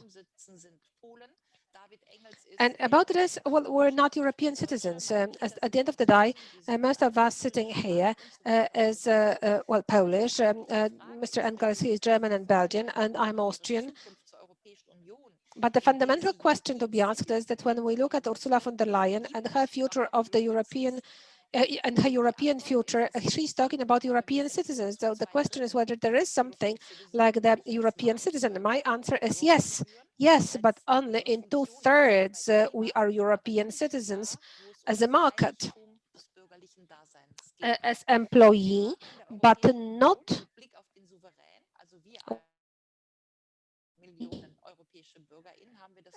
we are sovereign. Sorry, there was some interruption here. We as citizens, we have some boundary problem. For example, in September, I can elect members of Bundestag. Bundestag will have significant influence on the policy in Europe, but you in Poland or in Belgium are not electing, so you have no influence on what is happening in Germany, and Germany would have central influence on what is going to happen in Europe. This is what we said before. As far as the authorities are concerned, Germany is on the top position. You talked with Radek Sikorski, you must know him, he's my friend. In 2012, I heard him speak in Germany, and he talked about the fact that what is worse to the situation when Germany has power is that when Germany does not have power. Radek Sikorski supported Germany in terms of the presidency in the European Union. I understand what Radek Sikorski wanted. In 2012, Radek Sikorski wanted Germany to lead the European Union to Europe, but unfortunately it did not happen. With a number of populistic parties, I can accuse Germany of one thing. In a crisis, it transformed its authority, its rule into the hegemony. It was criticized by Polish populists and French populists. I believe that it is justified by that, but I'm a citizen of Germany, and I have to criticize my own government, and I have to tell my own government that with this boundaries problem, we will not be able to shape Europe. So citizens should not be afraid of the European citizenship. We have 456 million citizens in the European Union. And we want the movement from Gdańsk to Portugal not to be more difficult than the movement from Gdańsk to Warsaw. As far as the social security system is concerned, we would like it to be European. We already talked about it. We already talked about this dimension, social dimension. The discussions are underway. And I hope that our colleague who talked about the drivers of trucks realizes that it's very important to look here at the equal treatment of citizens in the social dimension, because this is the key to political Europe. Why? Because I believe that this definition of a nation is not related to identity.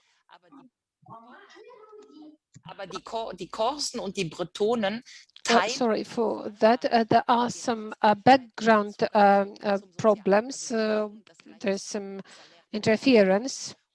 But in Germany, in France, all the citizens have the same access to the law. They also have the same minimum remuneration.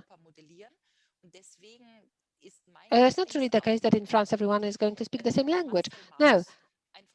My favorite author today is Marcel Mauss, who is a French socialist from the previous century, and he's an author of a great book, La Nation ou le sens social. Regardless how we evaluate different political movements in Europe, we can say that especially in Eastern Europe, and it's my German perspective to say that, we are having to do with national populisms or national socialisms. Anyways, PIS and Fidesz have a totally different approach to the social dimension. This is the problem of liberal Europe. Because, well, I know I'm coming to an end. Yes, I am coming to an end.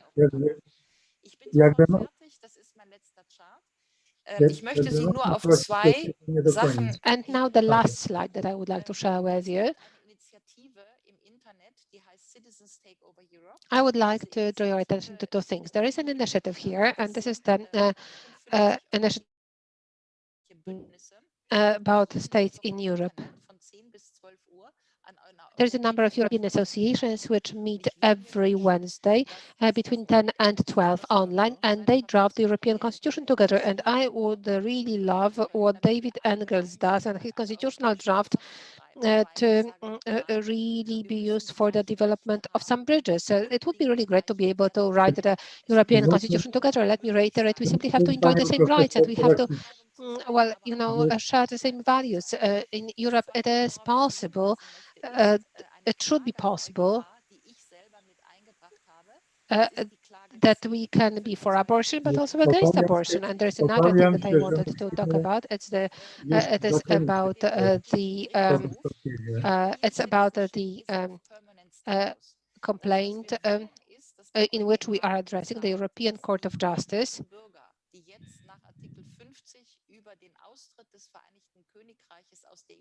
And we want the European Court of Justice to act on the basis of Article 50 that refer to Brexit, but we simply would like to make sure that the British citizens continue to be European citizens. The point being that in the Maastricht treaties, we could read that it didn't really mean whether or not the United Kingdom was part of the European Union, while the British citizens still remain European sovereign. Why is it the case? It is the case. Well, I am coming to an end. Yes, I am coming to an end because it is about individual rights.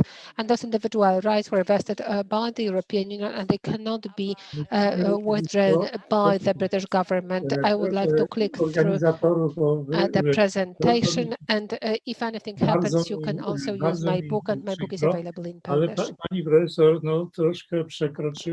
Well, Professor, you really exceeded the time that was allotted to you quite significantly, by the way, and it disturbs our organization. And I also would like to say that I was not able to get some of what you said because there were some technical problems. I am very sorry that I couldn't listen to everything. But anyways, thank you very much for your contribution. And now I would like to invite Bronisław Wildstein to speak. Bronisław Wildstein is looking very critically at the development of the European Union. Can you please share it with us? Can you please share your comments with us also in the context of the Polish presence in the European Union? Thank you, and over to you. Thank you very much. Good afternoon. I understand I have 10 minutes. Yes, you have 10 minutes. It's a very broad scope of the subject, so I would like to refer to what my colleagues talked about, or other people who well, I do not agree with some of them. What happened with Europe is interesting to that extent that Europe today is significantly diverging with the project that was developed by the founding fathers and to which was given by given the institutional form by the European Coal and Steel Community. The founding fathers of the European communities were growing on the experiences of the war, the European conflict, and they wanted to overcome it.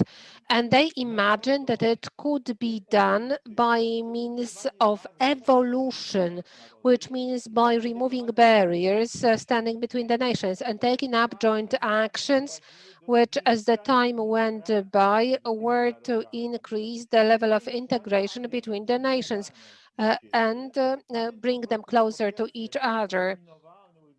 In other words, conflicts would be eliminated. On the other hand, they would be creating the community of interest step by step, and in the future it would give the fruit of something different. But as I said, it was the evolutionary path. At the same time, since the very beginning of the existence of the European community, the European constructivists came up, and they believed that it was possible to impose the European project and some utopian concept that would create Europe one single body at one go, here and now.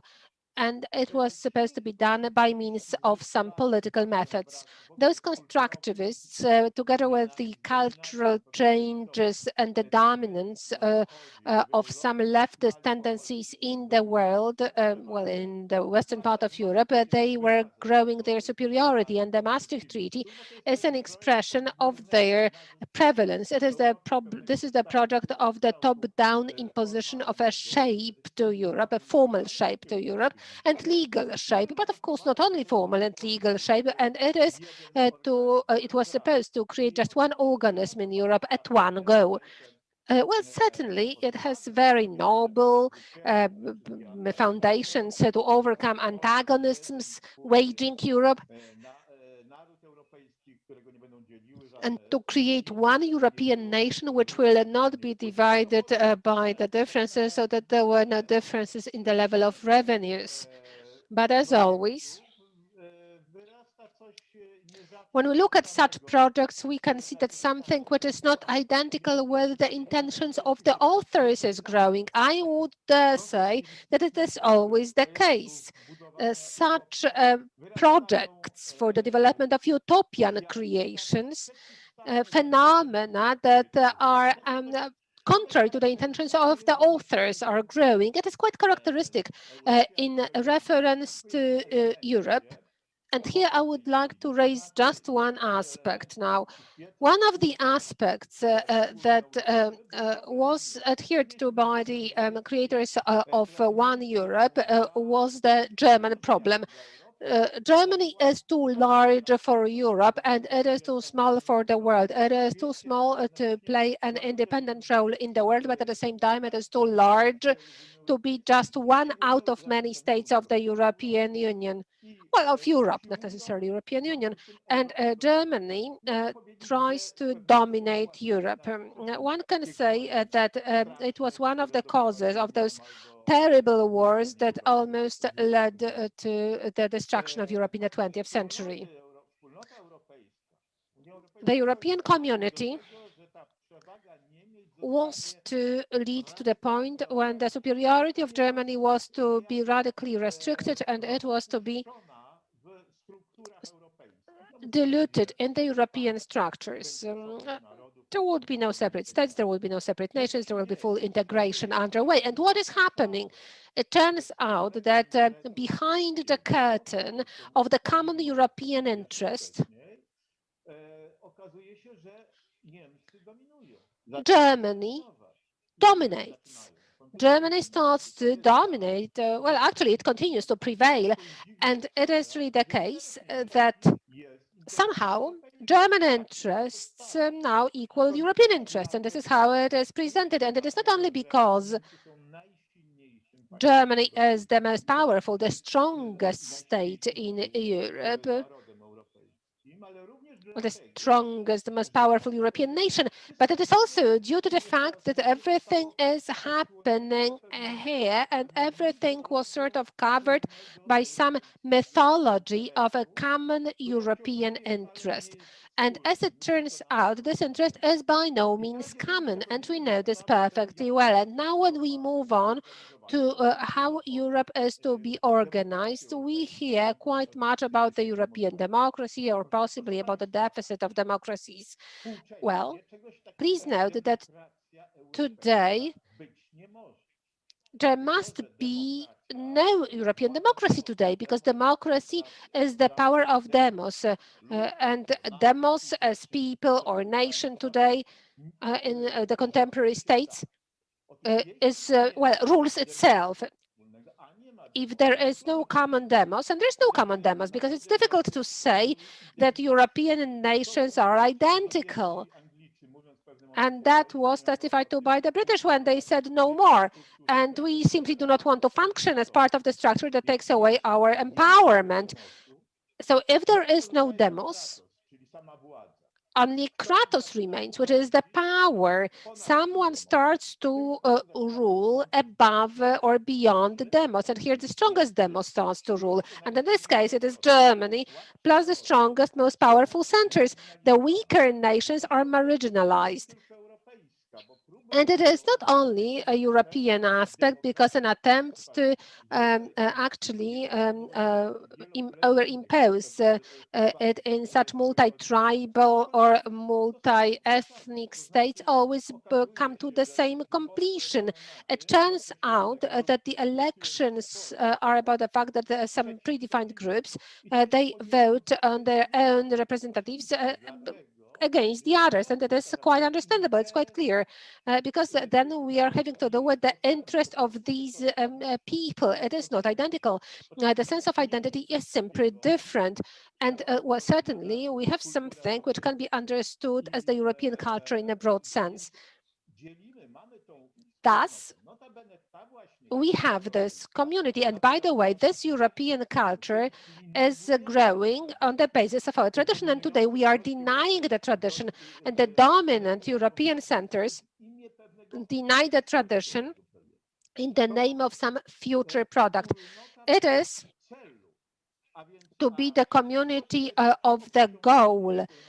And the past is the burden which will have to be rejected. So we are having to do again with some constructivist utopian project, which de facto eliminates the community which exists in the real world. But it's a very loose concept. It's a cultural concept of a broadly understood cultural framework. It is not the community of fate or community of destiny. And here I will can be constructed as this specific creation that we have very strongly manifested, shared also. The future depends on our national community. So at the end of the day, by imposing the top-down shape on the European Union, we will create such a situation that instead of eliminating the conflict as it was designed by the founding fathers, and it was happening in the first phase of the functioning of the European communities, and now we are having to do with the growing of conflicts. Look at the first example, for example, German-Greek relations. Not long ago, they were really very harmonious. And currently, they are full of conflicts, and it is quite obvious. And it is Germany that imposed a very specific project on the Greeks, the economic aspects, etc. Well, I know that it is actually resulting from some economic aspects, and it translates onto some social aspects. That is why the Greeks are also trying to treat this as the colonization of their country. And I believe that the condition of their country, which is far from good, is caused by the dictate of Germany. And this is the position of the Greek people. It's not, however, only about Greece. The growing conflicts between the south and the north of Europe also testify to it. It's also about the growing conflict.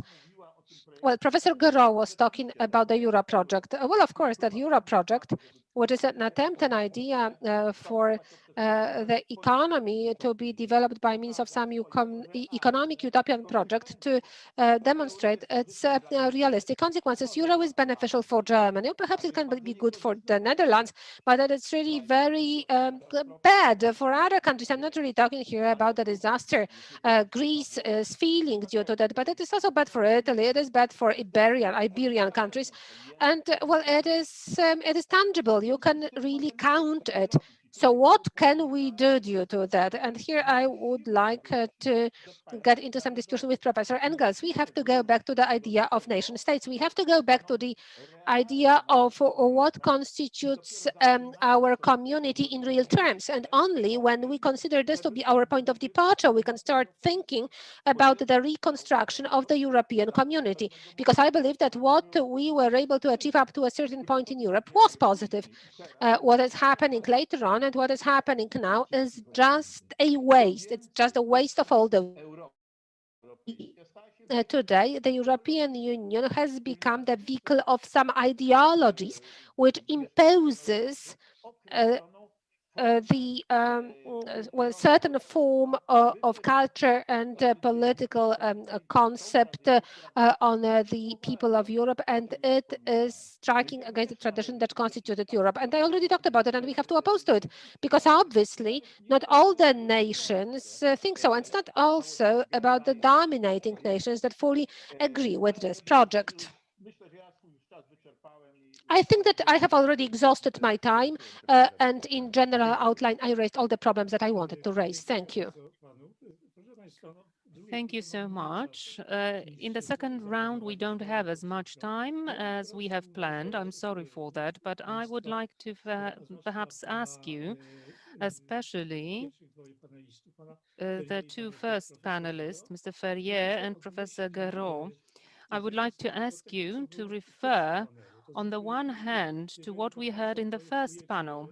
So if you're projecting some sort of an optimum solution, you have to face a diagnosis.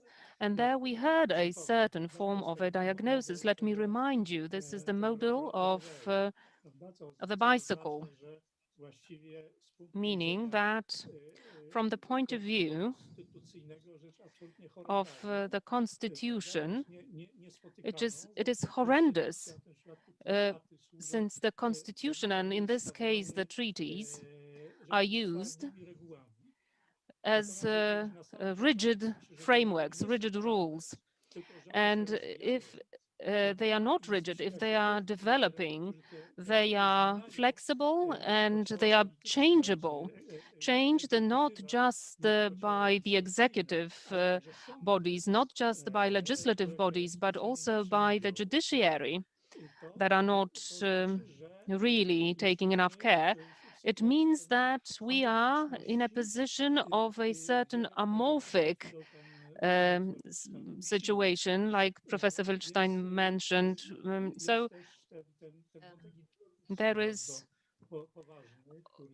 also a very serious ideological situation where we have a sort of a monopole being created in Europe, and all those who are against that monopole are being called populists.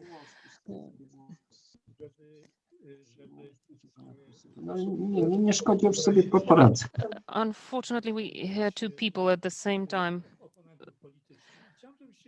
Right, so I would like you to refer to that diagnosis from the first panel, and also to what Mr. Wilstein said a moment ago. So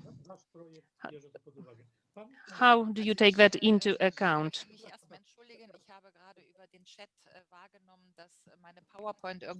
My apologies. I just saw in the chat that my presentation was not working as it should, but I sent it over to David, and so everyone will be able to have a look at it later, so you can ask the organizers for it. Now, talking about what Mr. Wilstein said, and regarding your question to me, it would be very important to understand that the notion of demos may not have been understood correctly. To me, the future lies in a different European project. I'm talking about the future of Europe. The future of Europe is linked with the notion of a European citizen. It's different than demos. The citizen shares the same rights, and this is something that can be organized. I think David Engels and all historians would agree with me that what used to be demos in Europe was always changing, was ever changing. So the thing is that for over 700 years, from kingdoms, we got republics, Saxony, Bayern, the French Revolution, and so on. But the today's République Française or today's Poland or Repubblica Italiana, that's not demos. These are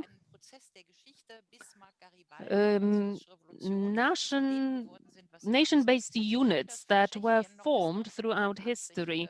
They have become what they are today. Even if you look at the Czech Republic until 1989, you do see that, because Czechoslovakia was before that time. Now we've got the Czechs and the Slovaks. So what I wanted to say was exactly what Mr. Wilstein said. The nation, people, these are those individuals who agree to solve certain social issues together. And this is the argument against, even though many of you criticized that, this is against the neoliberal agenda. Mr. Engels talked about that as well.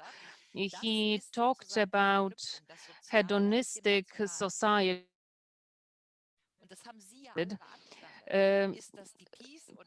So there are social solutions, national solutions, PIS or Fidesz, they are creating social policies, national policies, but only for their own citizens. And my proposal, and this is, I think, why Mr. Winstein mentioned that as well, Germans, Greeks, Italians, throughout the years argued who's going to pay for what, who's going to get more for the unemployment, what's going to be the minimum wage, and so on. So everyone here, I think, have mentioned the dominance of Germany in the system, and I have complained about that as well. But I am a German citizen in Berlin, and I was criticizing it here in this country because it's not good for me either. I don't like the structures of authority with which Germans encroach on the European policies. But my proposal would be that if we want to fight it, we are not going to do it through the European Council, where heads of states meet. We have to do it via the Republic, through the enforcement of the idea of equality of citizens in Europe. And this is something where we do not need demos. We need the principle of equality, including social equality of all citizens. Why? Because citizens do not compete in a democracy, and this is my proposal for the future. I think it can be done just the way we said it. We don't want for the goods to compete in our internal market. We don't want for the money to compete. And now we want a situation where the citizens are not going to compete. I think David Engels and myself, we meet at this point because he said in the first panel that all the countries that are located in the European continent and they draw their roots from the Roman system or from Greece, they share certain values because that value would be the republic here, for instance, or if you have a look at the Italian republics like Genoa and so on. Profesor, i kończmy, bo pani profesor nie So let's, słucha, co ja mówię, więc może... my apologies, yes, we O, see. dziękuję bardzo. Bardzo dziękuję. Right, Teraz w takim thank you razie for this. poproszę And pana, now I think it's pana time to Ferrier, give the który miał floor mówić to poprzednio. Mr. Ferrier. Bardzo proszę. So over to you, please. Alors,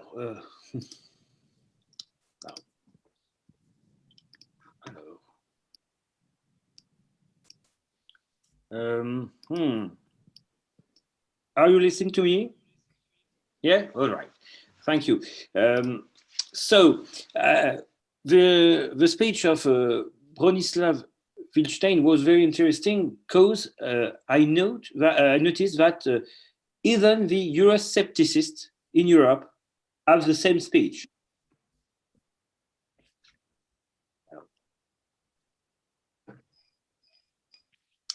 So they prove that Europe exists. In fact, the Euro-globalists are not really the true Europeists. Europe is a nation, and Europe as a nation has always been an identitarian project. Europe is not yet a state. Europe is a nation because all the Europeans are from the same birth, the same naissance in French, natio in Latin. Europe has to become a state. Europeans are more than a demos. Europeans are an ethnos. And that's very important to understand that.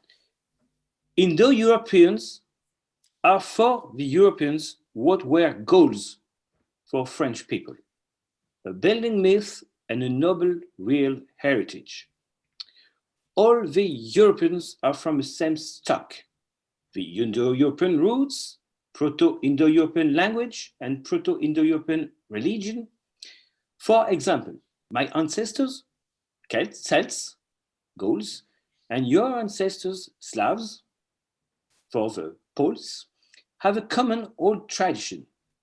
When we talked about Taranis as founder god, you talked about Pierun in Polish. And when we had Druids, you had Volvi, ancient priests in Slavic religion.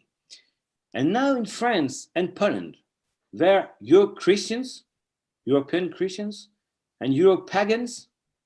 As for example, in Poland, you have Rodzima Wiara, or thoughts of the Polish thinker Jan Staszniuk.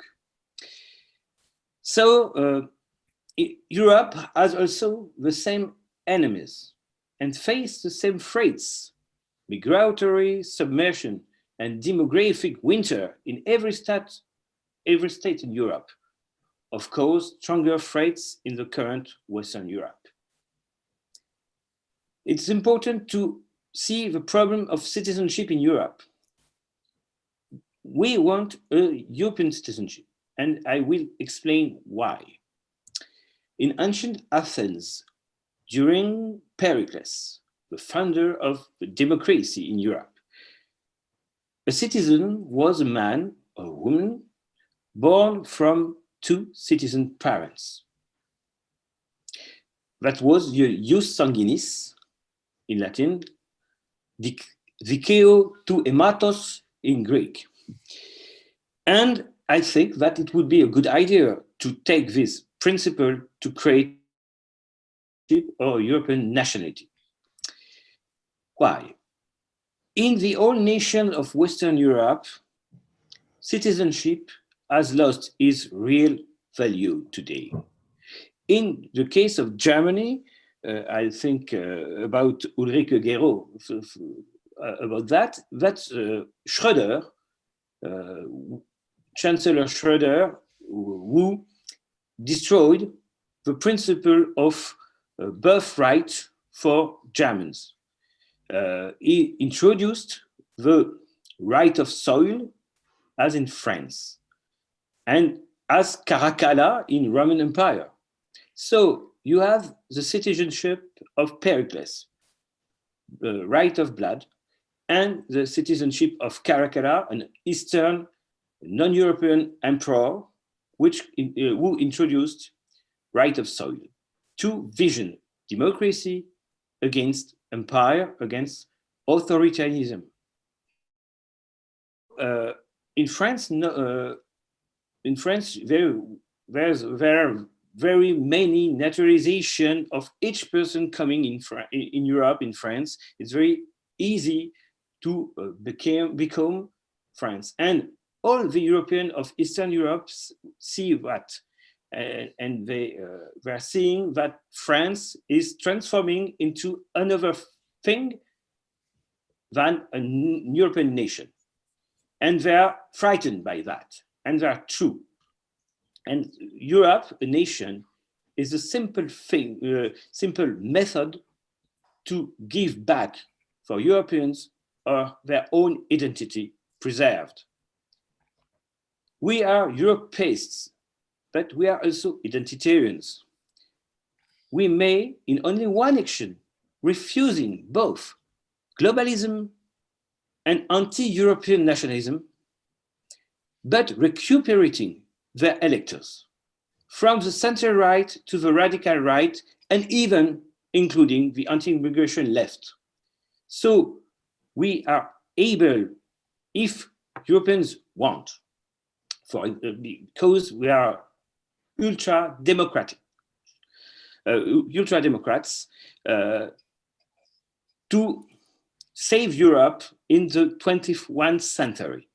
I think that demographic winter and the problem of immigration, massive immigration, are threatening all Europe. So if you are the same enemies, if you face to the same threats, so unite. The Europeans have to unite. Thank you very much. Dziękuję bardzo. Mamy Thank you jeszcze very much. We still have 7 minut, które several minutes to use in the second round. And I would like to now open the floor for Mr. Bronisław Wilczstein, so he can once again refer to the topic. How many minutes do I have? 7 minutes, let's say. All right. I would like to start by repeating that, yes, there is something that we call a European cultural community, but it's very broad and it does not evoke the perception of a community of fate. There are differences between neighbors. Polish and Germans are so different.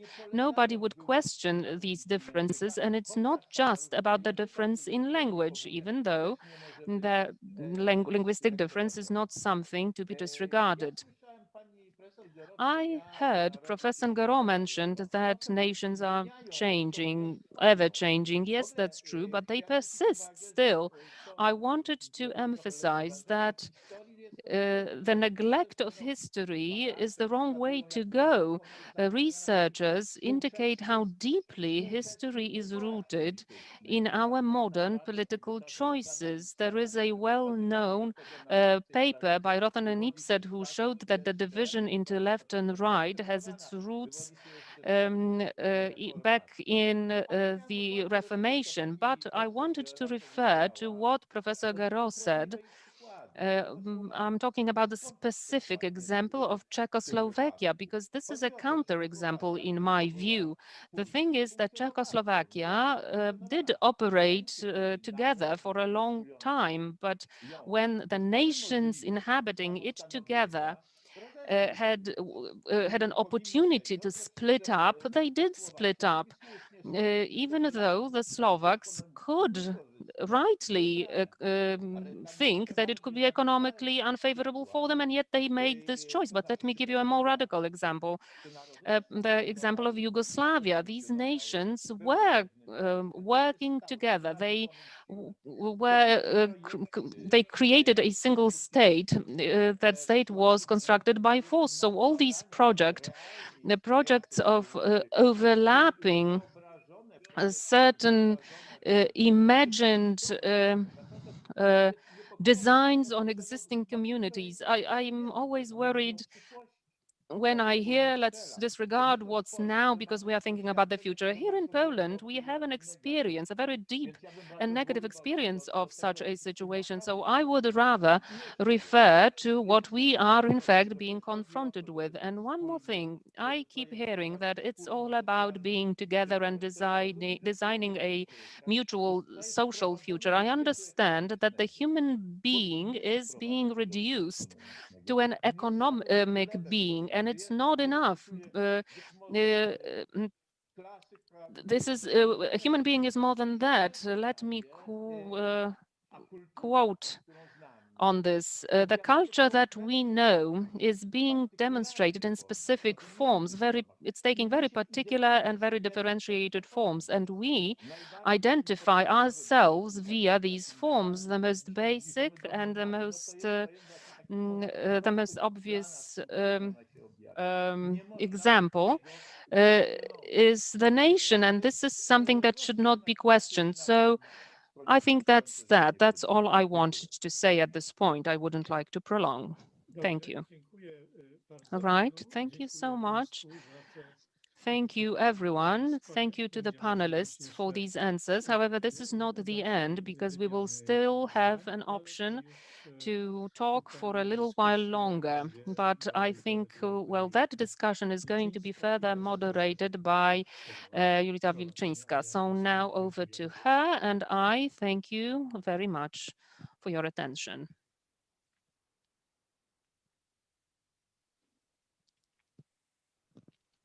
Musi pani włączyć mikrofon, pani Julito. You are muted, Julita. Please unmute your microphone. Right, thank you. Once again, I would like to welcome you very warmly, and I am happy that I can chair this further part of our meeting. I encourage you to take part in the discussion. I don't know who would like to perhaps take the floor now. Are there any questions? I think Professor Gross did raise a hand beforehand, so perhaps he would like to share some thoughts and remarks with us. Professor? Yes, just a few remarks. First of all, it was a very interesting panel, I have to say, and I would like to just add a few remarks to each of the panelists and what they said, in fact. Just a few words of comment. First of all, talking about Professor Garu, she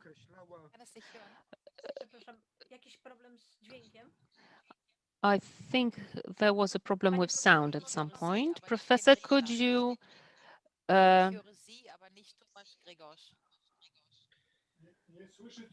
some problem with access to German translation. Okay. Okay. Okay, so a technical problem. Sorry for that. Is it working now? Ich höre Gregorz nicht. Ich höre nur Sie. No bo nic nie mówi. No właśnie. He's not saying anything, perhaps that's why you can't hear him. Professor, go on, perhaps. My apologies. I don't know if I can continue. Let's try it. Yes, let's give it a go. Right, so Talking about Professor Garou, two short comments. The first one is about populism. Of course,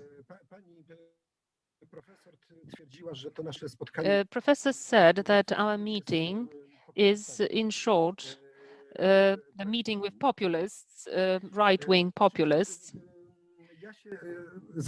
I wonder because there was, well, in scientific writings, we did find such an opinion, such a notion, such accusations posed to French President Macron. Why is he a populist, or why is he described as a populist? And typically, specialists would agree on two issues. It was because he's an anti-system person, because he turned on its head the political system in France by his own candidacy that questioned previously existing parties. So the anti-system quality as a thing defining populism. And on the other hand, it was about his rhetoric. He was very emotional. He was very, in some ideas, he was very radical. And some of his ideas were not even realistic, to be honest, when it comes to the chance for their implementation. And so rhetoric that was to motivate his French voters to support them. This is the second definition of Macron's populism. But in the discussion, in the scientific discussion about populism, it is often said that that populism is being described as a label. So it's used to discredit your interlocutor or your political opponent. If somebody called Emmanuel Macron a populist, they did it in order to discredit him as a person who's not reliable, who's not who's not trustworthy, who is not entitled to take part in a democratic debate. So that's my first notion. And I think in Europe, quite often, Polish and Hungarians are depicted like that, are depicted this way, described as populists to be excluded from the discussion. Is it a democratic discussion? Another issue. I think the idea of a civic or citizenship republic, the one presented by Madam Professor, it's a very beautiful one and very noble, but it's a utopia because, in fact, if we are talking about changes, let's have another example, an initiative by Macron, the European Conference. Macron creates a sort of a platform for a discussion about the future of Europe. It's to last a year, not 2 years. Why? Because it's all about, for that to happen during the French presidency, during presidential elections in France, so local French elections, Macron wants to use that conference, use its existence for his own purposes. At the same time, he wants to sell certain ideas presented by him.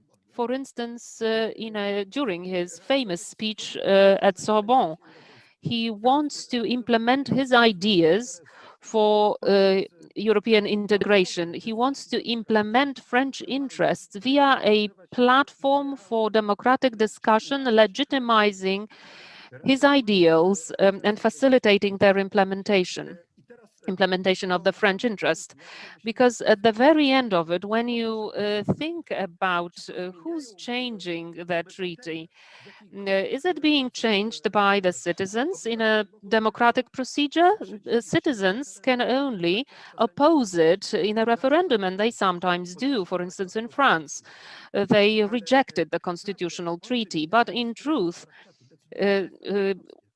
the content of the treaty is being decided by member states, or rather governments. States, so not citizens.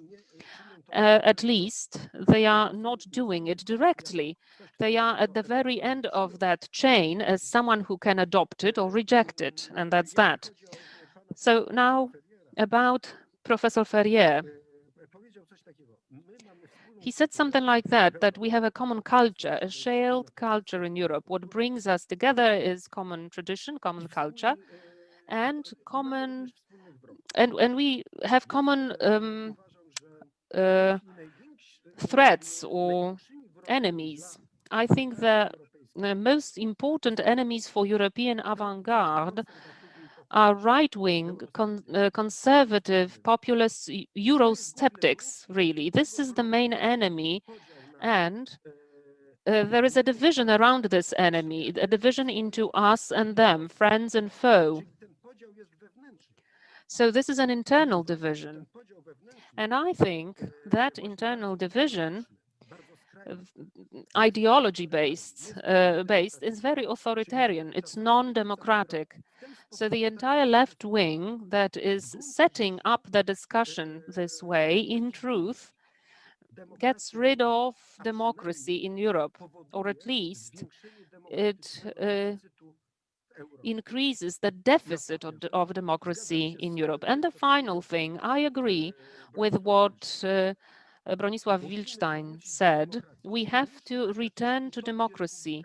Instead of looking for some republican utopia, go back to democracy, because the only guarantee of democracy is that we protect national democracies. So we do not, for instance, close the mouths of millions of citizens who in Hungary or in Poland voted for right-wing governments. Over 10 million Poles, the majority of voters for several elections, 7 or 8 subsequent elections, voted in such a way that the Kaczyński government won these elections in Poland. Do we want to sort of disenfranchise all these people, 10 million voters? Do we want to express their opinion because it's right-wing or conservative? And that sort of democracy simply cannot operate in the European Union because it's more cosmopolitan. I think we should not get rid of democracy in Europe. We should rather go back to the roots, namely national democracies. We should respect them, mutually respect them, like Poles respect the German or Austrian democracy, and so Germans or Austrians should respect Polish democracy. Thank you. Thank you very much indeed. And now I would like to ask you, Professor Ulrike, because he was addressing you directly, or then Professor Krasnodębski, or you are in a rush and you would like to speak the first one, Professor Krasnodębski. Yes, I would like also to ask a question of Professor Giraud. It really is that noble vision of the Republic of Free Citizens, but in history it has always been the case that at the base the citizens of the Republic were bound with each other with a different tie. They were constituted as a political community with the ties of loyalty, but also the ties of culture. The Republic assumed the nation, or established the nation, and the political nation was not only a formal citizenship, it was the citizenship that meant something different. Citizens of the Republic of Poland, the first Republic of Poland, shared a way of life, visions, customs, etc. In the vision that you are talking about, you can see that the citizens are torn away from the foundation where they are sticking today in as a political act. It's not really the case that citizens first make a republic. as it is the case for, let us say, the US, what is a republic that is to make citizens.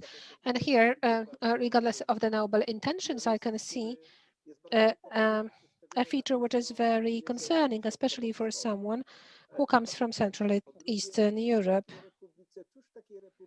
First of all, in such a republic, what can 2 million Latvians say about it, or 1.5 of million, vis-a-vis 80 million Germans, or 70 million French? To jest tyle. I drugie pytanie, no właśnie, co by znaczyło wtedy bycie, prawda? Right. What would that mean to be a citizen of such a republic? You mentioned the Conference on the Future of Europe, and I am also involved in that. I was in a group of Mr. Sassoni, but if we look at the transnational letters to the or transnational lists to the European Parliament, that is quite abstract. If you as a Spaniard are to vote for a Pole and you are not even able to say the name of that person, and from this discussion, I have a feeling that it is not a discussion between populists and, well, I do not know the other side. It's not even the discussion between the left and the right. I think that those are wrong categories. It's not even about the conservatives and revolutionaries. So, well, I think that this is closest to the reality, but the question is what we want to conserve. What our conservatism is about? The conservatism's idea is that today it creates the basic things. Not long ago, 20 years ago, such things as a family, nation. Well, it was discussed in the Maastricht Treaty, and that was obvious. So I think that this is a discussion between realists, that we are much more realistic. And as a matter of fact, we are much less emotional, and we present much less demagogy. And we want to create the reality in the opposition to what already exists. Thank you very much. Thank you. And now, Professor Gero, please. Over to you. Also ich finde diese Diskussion wirklich sehr, sehr interessant und ich möchte 3 Sachen sagen. Das I erste, think that this discussion is incredibly interesting, and I would like to say a few things. First of all, talking about populism, please note that populus, Politea, Plato, all the politicians are populists. The point is to care for the populace. But this word, le mot populaire, all of this comes from French.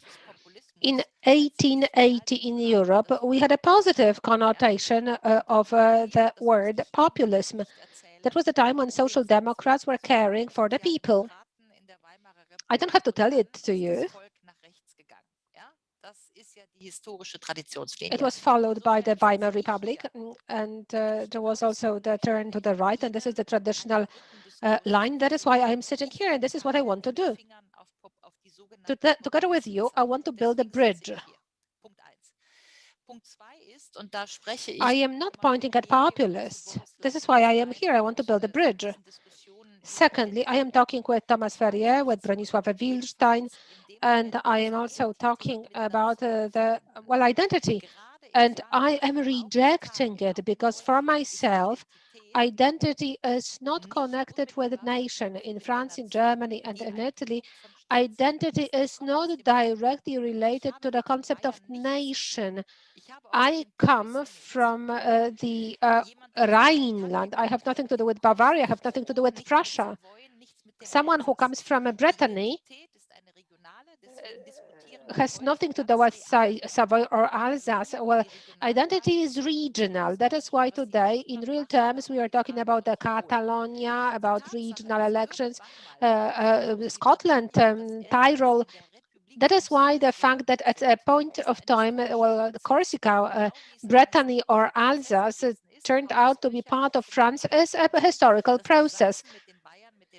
It is also a historical process when we talk about 1848. That was the time of the establishment of what we call today the Federal Republic of Germany. That was my proposal for a discussion with you to talk about identity, about cultural identity, and about where, as well as about citizenship. Europe is uniform in terms of diversities, and diversity is a cultural phenomenon.